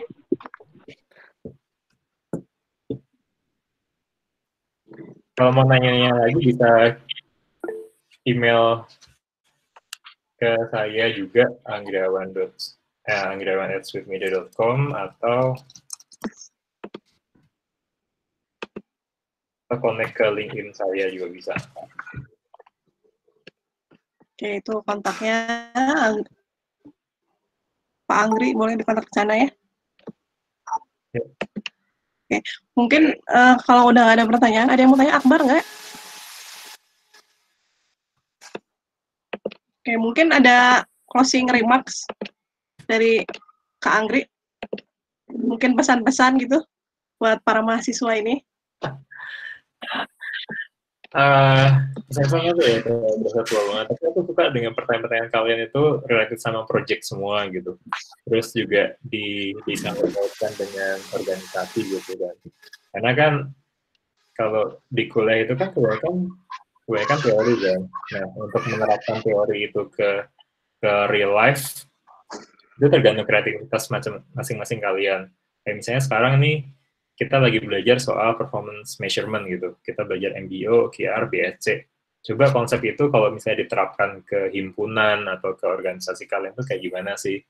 Atau mungkin kalian lagi mau bikin event, coba diterapkan performance management itu ke event tersebut gitu. Dan juga case-case lainnya kayak misalnya nanti ada kuliah-kuliah di STI lainnya yang misalnya kalian bisa coba terapkan ke dunia nyata itu seperti apa gitu. Dan nggak cuma di organisasi ya, tapi juga tadi ada banyak pertanyaan terkait project, itu bagus banget gitu, karena ketika kalian nanti lulus, yang akan dilihat pertama kali itu biasanya kalau saya tuh ngeliat project experience. Jadi kayak kamu pernah deliver project apa aja gitu. Dan itu akan jadi nilai positif banget gitu buat teman-teman, apalagi nih surprisingly masih tingkat 2 ya, masih semangatnya. Nah, paling ya itu aja sih. Seru bisa ketemu sama teman-teman STI 2018. Masih buka internship apa enggak? Ya, kita masih rekrutmen, cuman berapa jumlahnya itu mungkin baru akan kita announce di Mei kali ya. Gitu.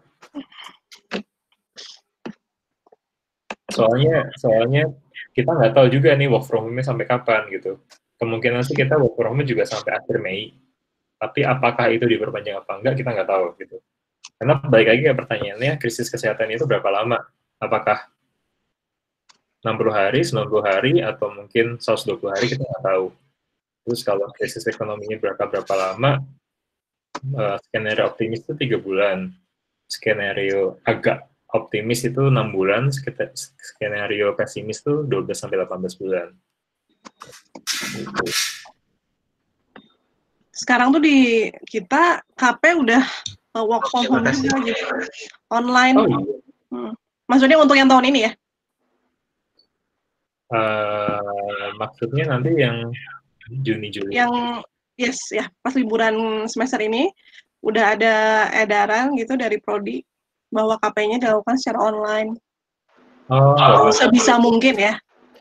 Sebetulnya nanti fleksibel sih, kalau memang ternyata status siaga atau darurat bencana yang sudah dicabut, berarti ya udah boleh kerja kantoran biasa gitu. Cuma saat ini sih planningnya masih bentuknya ya working from home gitu. Oke. Karena honestly untuk onboarding orang baru secara online pun Sweet Media tuh masih belajar gitu. Jadi setelah work from home kemarin tuh ada kalau sampai hari ini berarti ada 4 orang baru gitu. Ini kita mau lihat dulu sih gimana proses onboardingnya gitu. Karena kan sama sekali nggak ada tatap muka langsung, jadi Iya, semua betul. video. Kalau ini nanti working well, mungkin nanti kita untuk periode internship-nya akan absorb sesuai kapasitas normal. Tapi kalau ternyata nggak working well, ya kita mungkin minimal banget sih jumlah internship-nya. Oke, iya sebetulnya sih prefer tetap kerja di kantor gitu ya. Kan pengalamannya beda ya, experience-nya. Justru KP itu kan pengennya experience getting the ambience di kantor gimana gitu ya. Jadi hopefully sebetulnya semoga wabah ini segera berakhir, badai segera berlalu gitu ya. Jadi bisa KP secara normal lah gitu. Atau yang ada yang mau intern. Ini mereka sebenarnya belum KP ya angkatan ini. Tahun depan baru mereka semester tahun depan baru mereka akan mencoba mencari kerja praktek gitu. Tapi nggak apa-apa. Menurut kayaknya ada beberapa anak UI yang intern di tempatku masih tingkat 2. Iya, betul. Jadi tingkat 4. Ya. Jadi internnya bukan officially sebagai KP kan? Saya nggak dihitung SKS gitu. Oke. Oke, masih ada pertanyaan? Mau nanya terakhir, Bu. Oke, Patrick. Iya Kak, tadi kan katanya project apa aja yang pernah kita coba deliver itu penting. Nah, sebenarnya tugas-tugas kayak gitu bisa dihitung sebagai salah satu project atau enggak sih Kak? Bisa kalau nggak ada pilihan lain sih. Karena ketika kamu masukin tugas sebagai CV-mu kan, berarti kan unique selling point kamu dibandingin teman seangkatan nggak jadi unique selling point lagi kan? Betul. Iya kan? Iya. Misalnya kamu sama ke tempat yang sama gitu, terus portofolionya sama-sama tugas besar gitu kan, jadi nggak ada pembedanya. Iya. Kalau yang inkubator IT itu anak STI juga boleh ikut kan? Boleh Kak, boleh. Semua boleh. Kan HMIF itu sebetulnya sekarang menaungi IF dan STI. Oh, good. Itu himpunannya. Masih warna hijau. Iya, hijau apa Kak? Tuh? Hijau jamrud. Hijau kuda. Zaitun. Zaitun. Hijau zaitun. Sekarang jadi zaitun. Olive. Yeah. Patrick Kadif Marketing Inkubator IT. Oh, cocok dong ya. Yuk. Oke, tadi mungkin nambahin dikit tadi yang terkait project yang lain di luar kuliah gitu lah. Jadi memang kalian coba carilah gitu di luar sana gitu ya, alternatif lain, apakah itu project yang memang project yang dapat duit gitu ya, berpenghasilan, atau mungkin project yang memang cari pengalaman gitu ya. Ini Kak Anggri ini ya, Kak Anggri selain sibuk menjadi CTO gitu, dia juga sibuk menjadi relawan ya, betul Kak Anggri? Kak Anggri ini relawan aktif kelas inspirasi. Sekarang aktif Ruby juga ya Anggri ya? Nyobain, nggak kayak Bu Ginar sih. Bu Ginar kan setahun di daerah tuh, angkatan pertama. Mungkin kalau mau tertarik ke dunia pendidikan, bisa ngikutin jejak Bu Ginar. Pengalamannya pasti berharga sekali.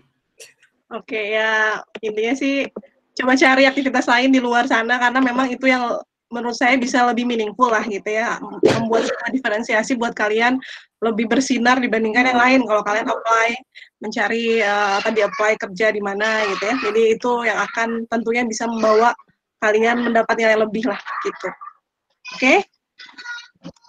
Oke, jadi udah jam 3 lebih 3 menit gitu. Kalian untung nggak ada kuliah ya, jadi saya masih agak tenang nih. Nggak ada kuliah kan, bener kan? Ini kuliah, Bu. Maksudnya nggak ada kuliah jam 3. Ada tapi besok. Nggak ada kuliah. Ada kuliah? Tapi besok. Untuk hari ini hanya MSD. Hari ini kan jam 3 nggak ada kuliah kan, jadi saya harus buru-buru closing ya. Jadi intinya, iya, Bu. Terima kasih gitu ya kepada Anggri yang sudah mau share hari ini. Tentunya banyak hal. Patrick Anda, mohon maaf. Saya agak terdistract dengan chat-chat lucu ini. Oke, ya intinya pasti banyak takeaway gitu ya. Takeaway yang bisa kalian dapatkan tentunya untuk mau-wrap up apa yang sudah disampaikan selama 1 semester ini, meskipun masih ada minggu depan ya, tapi intinya sebetulnya theoretically sudah disampaikan dalam 1 semester oleh saya dan Farila, dan dikemas ditutup dengan cantik oleh Anggri gitu ya, terkait dengan bagaimana practicality terkait dengan manajemen sumber daya gitu ya. Oke, jadi ini sebagai bentuk penghargaan, saya mau ngasih souvenir gitu ya buat Pak Anggri. Digital. Nanti kalian bisa makan ya. Gimana tuh? Mungkin bisa ya. Bentar, saya mau minta izin share something. Oke, di mana dia? Oke. Digital certificate, yes right. Jadi biasanya kalau misalnya tamu yang datang secara offline langsung, biasanya memang dikasih penghargaan gitu ya. Dikasih piagam penghargaan, kemudian foto bersama gitu ya, dan silakan tepuk tangan gitu ya. Memberikan aplaus dan ucapan terima kasih kepada Pak Anggri. Oke. Terima kasih Kak. Saya jarang lihat nama saya ada di Terima kasih Kak. Ini kayak kalau tahu aslinya ya Anggri ya, ini tuh aslinya dibungkus pakai semacam map untuk semacam ijazah. Ini mapnya sama pas kayak ijazah. Gitu. Jadi bagus banget lah gitu. Kayak dapat ijazah kedua lah pokoknya ya dari ITB. Oke. Oke. Terima kasih banyak. Sama-sama. Nanti Foto dulu deh. Foto dulu.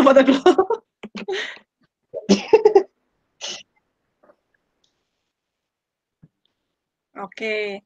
Mau selfie bareng? Oh, gimana cara selfie bareng ya? Oke. Jadi nanti mungkin slide-nya bisa di-share ya, Anggri ya? Ya, nanti aku share ke webinar. Ya. Oke, jadi nanti jangan khawatir, materi ini nanti akan saya upload gitu ya di web kuliah. Kemudian kalau ada pertanyaan silakan direct kontak langsung ke Anggri gitu. Tadi udah dikasih ya kontaknya, ada emailnya, kemudian bisa lewat LinkedIn juga. Jadi silakan manfaatkan dari sekarang, bangun network gitu ya. Kalau misalnya ketemu orang-orang penting kayak Anggri ya gitu ya, jangan sampai lengah gitu. Silakan langsung lakukan direct kontak yang membuat Anggri itu ingat sama kalian ya. Jadi pastikan kalau ketemu orang-orang yang memang penting gitu, nanti silakan manfaatkan itu buat jejaring kalian selanjutnya, gitu ya. Siapa tahu nanti Hardi dapat proyek dari Sweet Media gitu kan, saya kan nggak tahu ya, dapat uang denger aja gitu ya. Amin. Oke. Amin. Ada lagi? Anggri, mau disampaikan lagi udah? Oke, kalau dulu pas saya jadi mahasiswa baru itu ada pesan dari rektor yang masih saya ingat sampai sekarang. Jadi mahasiswa ITB itu ketika lulus harus kenal sama 1.000 orang. Oke. Dan ternyata itu bakal berguna banget ketika kalian udah kerja nantinya gitu. Jadi kenal 1.000 orang itu banyak kenalan, banyak rezeki lah. Ya, saya setuju itu. Jadi bukan cuma banyak anak, banyak rezeki, tapi banyak kenalan, banyak rezeki ya. Yeah. Jadi jangan lupa membangun network ya. Network itu bukan cuma kuliah Jarkom ya, tapi network sesungguhnya di kehidupan kalian, oke? Gitu. Sudah? Ada lagi? Udah ya? Oke, sip. Pastinya nanti taperingnya, pulsanya habis, jadi kita sudahi saja 2 jam ini. Ini paling lama loh, kuliah online paling lama. Saya biasanya kuliah online paling 1,5 jam. Bu Gina tetap tular Patrick. Oh, saya emang kayak gini sebenarnya, cuma kadang nggak keluar aja. Oke? Oke, kalau gitu. Karena tadi saya yang buka, jadi saya yang tutup aja gitu kali ya. Jadi terima kasih. Semoga semuanya sehat-sehat selalu, aman. Kita bisa berjumpa secara bukan hanya virtual nanti gitu ya. One day nanti kalau Anggri main ke Bandung gitu, kita coba sharing lagi, ketemu lagi gitu secara tatap muka secara langsung. Amin. Oke? Amin. Makasih banyak Kak. Terima kasih, selamat Banyak Kak. sore. Assalamualaikum warahmatullahi wabarakatuh. Waalaikumsalam warahmatullahi wabarakatuh. Waalaikumsalam warahmatullahi wabarakatuh. Waalaikumsalam warahmatullahi wabarakatuh.